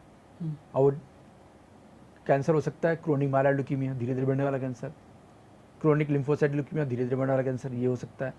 तेजी से बढ़ने वाला कैंसर जैसे acute myeloid leukaemia, acute lymphocyte leukaemia, ये हो सकता है। काउंट्स ज़्यादा हो रहे हैं, आपके काउंट्स कम हो रहे हैं, WBC 4,000 से नीचे हैं। कुछ तरह की कंडीशंस है, लीवर, अगर शराब ज़्यादा पी जा रही है, लीवर ख़राब हो गया, एल्कोहलिक लीवर डिजीज़ जो कि आपके लीवर को नुकसान कर रहा है, वहाँ कंडीशन हो सकती है। कुछ तरह की vitamin B12 folic acid deficiency है, WBC कम हो सकते हैं। WBC कम है, कुछ तरह के इन्फेक्शंस हैं, मलेरिया, डेंगू फीवर है, WBC कम हो सकते हैं। कुछ तरह की मेडिसिन हैं, आप भस्म ले रहे हैं, कुछ तरह की आयुर्वेदिक मेडिसिन ले रहे हैं, बोन मैरो को डैमेज कर देती हैं, WBC कम हो जाते हैं। अप्लास्टिक एनीमिया, जहाँ की आपकी बोन मैरो सप्रेस हो रही है, लाल खून, सफ़ेद खून, प्लेटलेट खून, तीनों तरह के खून कम हो गए, बोन मैरो काम नहीं कर रही है, इसे बोलते हैं अप्लास्टिक एनीमिया। अब जैसे आपने देखा प्लेटलेट जो 1.5 से 4.5 लाख के बीच में है, अगर कम होंगे तो इसको थ्रोम्बोसाइटोपिनिया बोलते हैं, जिसमें प्लेटलेट कम हो रहे हैं। कम हो रहे तो ब्लीडिंग डिसऑर्डर्स, जैसे हम नॉन कैंसर है ITP, इम्यून थ्रोम्बोसाइटोपिनिया, जहाँ हमारी प्रतिरोधक क्षमता एंटीबॉडीज़ की हमारे प्लेटलेट को नुकसान कर रही है, ब्लीडिंग का रिस्क रहता है। कुछ कैंसर में तेज़ी से बढ़ने वाले कैंसर हैं, प्लेटलेट कम हो सकता है। धीरे धीरे बढ़ने वाले कैंसर CML प्लेटलेट बढ़ सकता है। प्लेटलेट बढ़ने के और भी कारण होते हैं नॉन कैंसरस, जैसे हमने लाल खून में देखा, प्लेटलेट में देखते हैं नॉन कैंसरस कारण आयरन डेफिशिएंसी एनीमिया। अगर खून की कमी है शरीर में, लैटिन से खून जा रहा है तो आपका प्लेटलेट बढ़ सकता है। This is reactionary secondary thrombocytosis. कुछ तरह के मेडिसिन में बढ़ जाता है, इन्फेक्शंस में बढ़ जाता है। कुछ तरह की इन्फ्लेमेटरी कंडीशंस जैसे ऑटोइम्यून कंडीशंस है, रूमेटॉइड आर्थराइटिस, गठिया है, कनेक्टिव टिश्यू डिसऑर्डर है, SLE है, ऐसी कंडीशन में प्लेटलेट बढ़ जाता है। ये कंडीशन है कैंसरस भी हो सकता है, जिसे हम बोलते हैं एसेंशियल थ्रोम्बोसाइटोसिस, जब प्लेटलेट खून नॉर्मल से ज़्यादा बनने लगता है और उसे क्लॉटिंग का पेशेंट को रिस्क बढ़ जाता है। तो बेसिक पैरामीटर से हम बहुत सारी चीज़ें देख सकते हैं कि हम किस साइड जा रहे हैं। कुछ पैरामीटर्स गड़बड़ है, डॉक्टर से मिल सकते हैं, डॉक्टर देखते हैं हाँ यस दिस इज नॉर्मल और नॉर्मल, आपके इंडाइसिस बता सकते हैं एनीमिया किस तरह का है। ये तो बेसिक चीज़ है जो कि हम देख सकते हैं। रिसेंटली एक पेशेंट को मैंने देखा था या कहीं मैंने एक आर्टिकल भी पढ़ा था कि एक आदमी था जिसके पेनिस में बहुत ज़बरदस्त इरेक्शन था, उसने कोई मेडिसिन भी नहीं ली थी और फिर उसके कोई कैंसर डायग्नोस हुआ। तो आप उस बारे में कुछ बता सकते? हाँ, एक कैंसर है क्रोनिक माइलॉइड ल्यूकीमिया। ओके, इसमें इस तरह की कंडीशन देखने को मिलती है। CML chronic myeloid leukaemia, CML एक धीरे धीरे बढ़ने वाला कैंसर, जैसे हमने डिस्कस करा BCR बिल ट्रांसलोकेशन की वजह से होता है। इस कंडीशन में क्या होता है, आपके WBC white blood cell normal से कई गुना बनने लग जाते हैं। जो 4 से 10 हज़ार हैं वो थाउजेंड्स बढ़ जाते हैं। ये सेल्स आपके 2 लाख, 3 लाख, 4 लाख, 5 लाख, 6 लाख कितने भी हो सकते हैं। जितने आपके WBCs बढ़ेंगे, इन WBCs को आपको ब्लड वेसल्स के अंदर से निकलना है। ब्लड वेसल्स का रास्ता तो बराबर है, सेल्स ज़्यादा हैं, अब ये बराबर ऑर्गन्स में जा रहे हैं, पेनिस में भी जा रहा है। अगर आपका ये ब्लड सब शरीर में पूरे जगह है और जैसे पेनाइल इरेक्शन हुआ, किसी भी कारणवश पेनाइल इरेक्शन हुआ, पेनिस जैसे इरेक्ट हो गई, ब्लड फ्लो पेनिस में ज़्यादा हो जाता है, चले गया और वो सारे WBCs उसमें चले गए हैं। अब जब पेनिस इरेक्शन जाएगा तो ब्लड को वापस बैक फ्लो होके वापस आना है, तभी आपका लिंग ढीला होगा और आप शांत होंगे। अब ये ब्लड फ्लो वापस नहीं होगा, कॉन्ट्रैक्चर मतलब सुकड़न आ गई, वेसल्स बाहर जा से ब्लड बाहर नहीं जा रहा, तो इरेक्शन बराबर रहेगा। और इरेक्शन तब तक रहेगा जब तक कि ब्लड बाहर नहीं जाएगा, बैक फ्लो वापस नहीं आएगा। तो अगर ये कंडीशन परसिस्टेंट लंबी टाइम रही तो पेनाइल डैमेज हो सकता है, परमानेंट लिंक खराब हो सकता है। उसमें क्या तो इस केस में क्या है कि WBCs कम करने अपने कैसे करने? और फ्लो आपको दवा देंगे, उसमें दवा देने धीरे धीरे असर करेगी। आपको ब्लड को इसको डिट्यूमरेसेंस मतलब जो है आपको ब्लड को निकालना है उसमें से। तो आप अपने तो अपने सेक्सोलॉजिस्ट से आप मिलें, यूरोलॉजिस्ट से मिलें, वो आपको बताएंगे इसमें कि कैसे इसको ढीला करके, हर चीज़ हम बताएंगे पेशेंट को नहीं, ये अपने डॉक्टर से मिलें, वो आपको बताएंगे इसको कैसे आपको वो करना है। तो ब्लड का प्रवाह पीछे होगा या वो बाहर आएगा, ब्लड तब जाके लिंक ढीला होगा। तो तब तक और मीनवाइल हम अपनी दवा देंगे, WBC आगे नहीं बने, कम होते रहें। और इस दौरान जब तक कि आपका ट्रीटमेंट चल रहा है, आप किसी तरह की सेक्सुअल एक्टिविटी में नहीं आए, क्योंकि वापस फिर लंग आपका लिंक इरेक्ट हुआ तो फिर वापस वही प्रॉब्लम आएगी उसको ढीला होने में। तो ये जैसे कैंसर जैसे से कंट्रोल होगा, आपको वापस दिक्कत नहीं आएगी। फिर तो मतलब ये बहुत कॉमन चीज़ें हैं ना, कॉमन तो चीज़ नहीं है, हर CML पेशेंट में ऐसा नहीं होता है। अच्छा, हर बीमारी में पेशेंट को हर तरह के सिम्टम्स नहीं आते हैं। कुछ पेशेंट्स को ये सिम्टम्स देखने को मिलते हैं। एज अ हिमेटोलॉजिस्ट हम जैसे पेशेंट्स को देख रहे हैं तो हमारे पास ये कॉमन प्रॉब्लम देखने को मिलती है, क्योंकि हमारे पास पेशेंट्स कई जगह से इस तरह के पेशेंट्स आते हैं। एक तरह की कंडीशन और सिकल से नहीं, उस तरह की उसमें भी इस तरह की कंडीशंस हो सकती हैं। आपके पास बहुत सारे लोग आते हैं और बहुत सारी व्हाट्सएप यूनिवर्सिटी का ज्ञान लेके भी आते होंगे। आजकल तो मैं बस ज्ञान नहीं लेके आता, मैं पेशेंट से खुद कहता हूँ, अगर कोई समझ ना है, मैं अगर कैंसर के बारे में समझा रहा हूँ, मेरी बात कम समझते हैं, मैं कहता हूँ कंप्यूटर में जाके देखो, गूगल एक ही 10 चीज़ें बताता है, कन्फ्यूज़ आते हैं। मैंने कहा आप सभी कन्फ्यूज़ हो गए ना, अब मेरी बात सुनो। मैं उनमें से काम की चीज़ उनको बता देता हूँ, ज्ञान समझ जाता है। नहीं तो बहुत सारी ऐसी चीज़ें पूछते हैं जो कि जिनका कोई परेशान होना सिर्फ। हाँ, is there any role of fasting to treat और to prevent this blood cancers? Researches जो बोलती हैं, कुछ तरह की रिसर्च इसको पॉजिटिव इम्पैक्ट में डालती हैं, कुछ को नेगेटिव, तो कुछ बोलते हैं न्यूट्रल। जैसे हम फास्टिंग कर रहे हैं तो कैंसर सेल को जो ग्लूकोज चाहिए होता है वो कम मिल रहा है, तो नॉर्मल सेल को ही कम मिल रहा है। ये नेगेटिव स्टडीज़ में चला गया। कुछ बोलते हैं इसको balance, no we don't know कुछ बोलती यस हम स्टार कर रहे हैं तो हमको ब्लड के अंदर जो ऑक्सीजन और हमारा जो ग्लूकोज है, पर्टिकुलर ग्लूकोज जो है जो न्यूट्रिशन देता है कैंसर सेल को, वो उनको कम हो रहा है, तो इफेक्ट ऑफ थेरेपी वो बढ़ जाता है, आपके फ़ायदे जाते हैं। कुछ बोलते हैं इफेक्ट ऑफ थेरेपी आप स्टार्व करें तो आपको नॉर्मल सेल को भी वो चीज़ें कम मिल रही हैं जो न्यूट्रिशन मिलना चाहिए, आपको इफेक्ट्स ज़्यादा आते हैं, toxic effects. So as such definitely role बोलना थोड़ा मुश्किल है। इस अलग अलग स्टडीज़ बोलती हैं positive effect, yes no in between, और नेगेटिव इफेक्ट। क्या प्राणायाम का कोई रोल है? प्राणायाम हमारे शरीर में ऑक्सीजनेशन को बढ़ाता है, हम्म, ऑक्सीजन की मात्रा शरीर में कम होती बढ़ जाती है, तो हमारे जो सेल्स नॉर्मल सेल्स हैं उनको ऑक्सीजन मिलता है, तो हमारा इम्यून सिस्टम बढ़ता है, हमारे हार्मोन लेवल्स बराबर होते हैं, और ये सब चीज़ें हमको प्रोटेक्शन करती है और हमको बीमार होने से और कैंसर से भी कुछ तौर पे बचाव हो सकता है। आप जब पेशेंट्स को देखते हैं तो कभी आपका मन उदास होता है, ऐसा मतलब आप कभी ऐसे होते हैं कि हेल्पलेस, कि मैं यार ये मरने वाला है और मैं इसकी कोई मदद नहीं कर पा रहा, तो ऐसी जब कंडीशंस होती हैं तो आपकी क्या मनोदशा होती है? आपने बड़ा अच्छा क्वेश्चन पूछा, जो कि मैं आपको बताना चाहूँ। आज ही मैंने अपने रेजिडेंट से डिस्कस करा, पेशेंट को काफ़ी गंभीर कैंसर है, एक्यूट माइलॉइड ल्यूकीमिया है। पेशेंट को काफ़ी इंटेंसिव भारी कीमोथेरेपी मैंने दी है।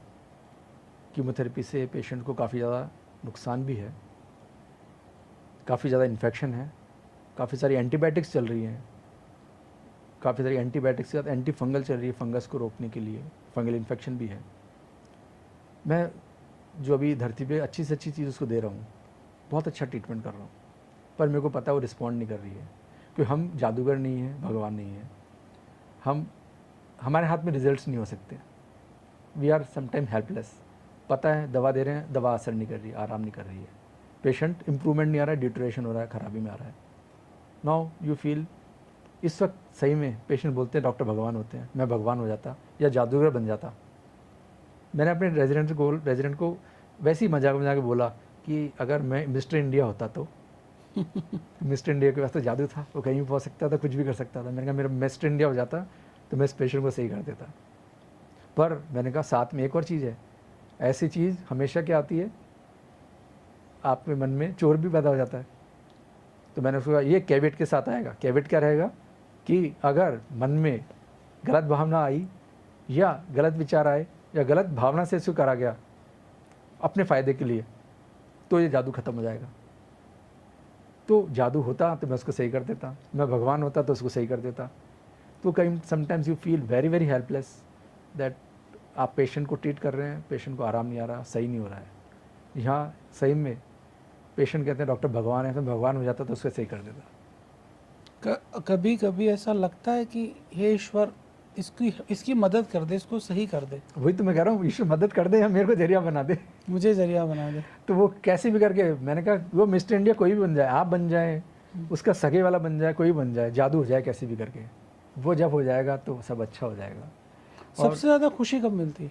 सबसे ज़्यादा खुशी मिलती है, मैं प्रयास कर रहा हूँ। और जैसे आपने बोला कि जादू, आपके हाथ में जादू आ गया, आपने दवा दी, पेशेंट को दवा असर कर रही है, अच्छा हो रहा है, पेशेंट सही होने लग गया, बिल्कुल सही हो गया। जो बिल्कुल पेशेंट वेंटिलेटर पे था, जान जाने वाली थी, सेप्टिसीमिया था, मल्टी ऑर्गन डिस्फंक्शन था, आपने दवा दी, पेशेंट सही हो गया, चलते फिरते जा रहा है पेशेंट। मेरे पास एक पेशेंट, एक और एग्जांपल दूंगा, एक्यूट माइलॉइड ल्यूकीमिया पेशेंट, उसकी कंडीशन जैसे मैं बता रहा हूँ, सेम कंडीशन, वो वेंटिलेटर पे पेशेंट, उसको multiple inotropic support, blood pressure बढ़ाने की दवा, रीनल फंक्शन डिरेंजमेंट। मैंने कहा ये पेशेंट बच नहीं सकता, लकीली पेशेंट बचा, आज पेशेंट बिल्कुल सही है, गुजरात से आती है, फॉलोअप में मेरे पास है, उसको बड़ा अच्छा लगता है, मेरे को बड़ा अच्छा लगता है। I feel very very happy, मैं सेटिस्फाइड रहता हूँ कि ऐसा जादू हुआ। पर वी आर नॉट गॉड। हर पेशेंट को मैं ही समझाता हूँ, आप अपने डॉक्टर को ना तो राक्षस बोलें ना भगवान बोलें, आप उसको एक इंसान बोलें। जिस दिन सोसाइटी समझेगी डॉक्टर्स का और पेशेंट्स का रिश्ता बहुत अच्छा हो जाएगा, क्योंकि आप डॉक्टर से कई बार इतना एक्सपेक्ट करते हैं भगवान बना के, और कई बार आप उसको राक्षस बना देते हैं, वो दोनों ही गलत है।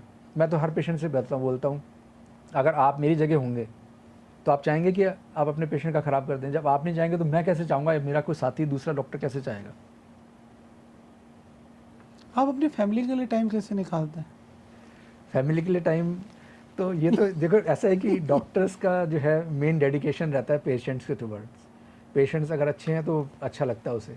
यस, हम अपनी लाइफ फैमिली कैसे मेंटेन करते हैं, अपने एक सिस्टम की हम अपने देखने को टाइम को फिक्स करें, जो कि मैं अपने सहपाठियों से, मैं अपने सह डॉक्टर से और आपसे भी सीखता हूँ कि अपने लाइफ टाइम को कैसे लिमिट करना है, क्योंकि हम हर वक्त हर किसी के लिए अवेलेबल नहीं हो सकते हैं।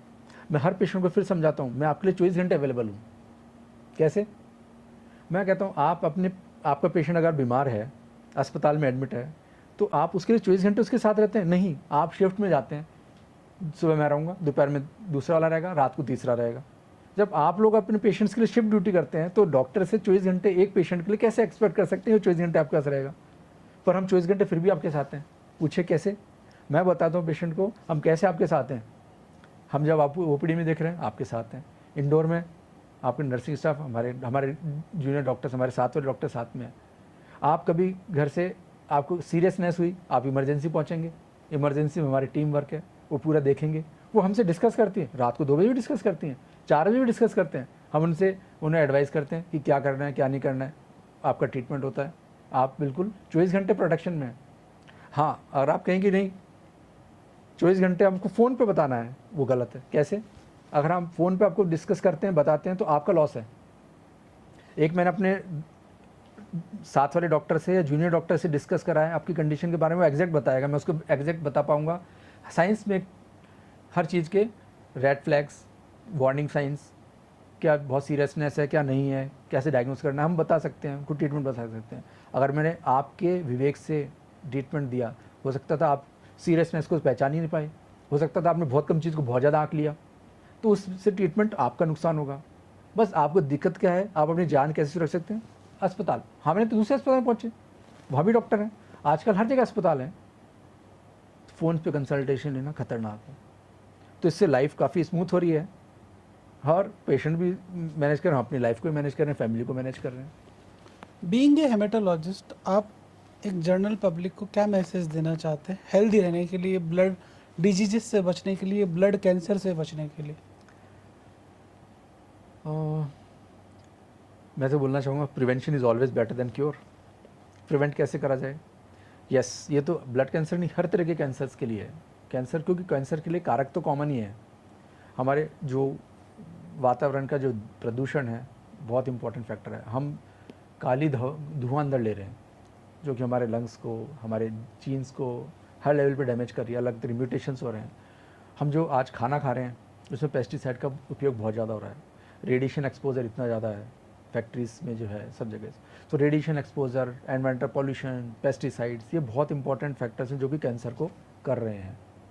और ब्लड कैंसर के अलावा बाकी कैंसर भी, जैसे आपकी अल्कोहल, स्मोकिंग, ये इंपॉर्टेंट हैं, जो कि आज जैसे कि वर्ल्ड नो टोबैको डे है, तो वो भी हमारे अस्पताल में आज मनाया गया है। तो इससे जो कि कैंसर को करने में कारगर होते हैं, उनसे हम बच्चे कैसे बच सकते हैं, प्रिवेंट करा जा सकता है। और early diagnosis very very important. अगर कैंसर हो रहा है, उसको जल्दी ही पहचान की जाए, तो हम अपने रिजल्ट्स काफ़ी अच्छे तरह से इम्प्रूव कर सकते हैं। अर्ली डायग्नोसिस, कोई तरह के सिम्टम्स आए, जैसे मैंने आपको सिम्टम्स के तौर पे आपको बताया शुरू में, सिम्टम्स आ रहे हैं तो आप अपने उसको नज़रअंदाज ना करें। वो आपके बेसिक स्ट्रेस से, लाइफ स्टाइल से, कैसे भी हो रहा है, कोई इन्फेक्शन से हो रहा है, कैंसर से हो रहा है, उसको आप डिसीजन ले लें। अब डॉक्टर से जाके डिस्कस करें, डॉक्टर ज़रूर बता सकते हैं ये एबनॉर्मल है कि नॉर्मल है। सिम्टम्स किस तरह के आ रहे हैं, अपने डॉक्टर से मिलें। भूख कम लग रही है, वज़न कम हो रहा है, बार बार बुखार आ रहा है, आसानी से रुक रहा नहीं है, शरीर पे को लाल लाल चकत्ते आ रहे हैं, गांठों का बढ़ना हो रहा है, गले बगल में, जांग में, पेट फूल रहा है, पेट का फूलने से शरीर पे कोई निशान पड़ रहे हैं, ये कुछ सिम्टम्स हैं जो कैंसर को दर्शाते हैं।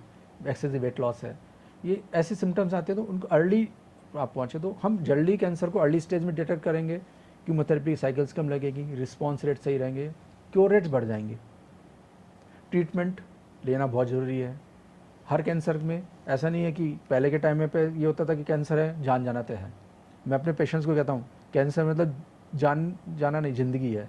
कैसे? अब जैसे हम CML को डिस्कस करें, जहाँ पेशेंट कुछ साल जिया करते हैं, अब साल नॉर्मल जी रहे हैं, मैं उनके पेशेंट्स कहता हूँ, आप बाकी के पेशेंट्स को समझा सकते हैं कि कैंसर मतलब जान जाना नहीं, कैंसर मतलब ज़िंदगी है। मैं हर पेशेंट को कहना चाहूँगा कि किसी तरह को सिम्टम्स आए, आप अपने हेल्थ के बारे में खुद डिसीजन ना लें, अपने डॉक्टर से ज़रूर मिले, हेमाटोलॉजिस्ट से मिले, किसी तरह के डॉक्टर से, जो अपने फिजिशियन से मिले, वो आपको गाइड कर सकते हैं। थैंक यू डॉक्टर साहब। Thank you. डॉक्टर रुपेंद्र ने आज हमें बहुत अच्छी अच्छी इन्फॉर्मेशन दी, और कितनी इम्पोर्टेंट इन्फॉर्मेशन दी है, आप पूरा पॉडकास्ट जब सुनेंगे तब आपको पता चलेगा कि आप ब्लड कैंसर से न सिर्फ बच सकते हैं, दूसरों को भी बचा सकते हैं। और बहुत ही छोटे छोटे इन्होंने सर ने कुछ चीज़ें बताई कि CBC वगैरह करके आप अर्ली स्टेज पे उसको डायग्नोस कर सकते हैं, अर्ली स्टेज पे उसको पकड़ सकते हैं, अर्ली स्टेज पे इलाज कर सकते हैं, जिससे सिर्फ आपका मेंटल, फिजिकल और फाइनेंशियल हेल्थ ही नहीं सुधरेगा, हमारा समाज भी बेटर होगा। डॉक्टर साहब, thank you so much for coming Thank you. Here. Thank you so much. Thank you very much for inviting. धन्यवाद।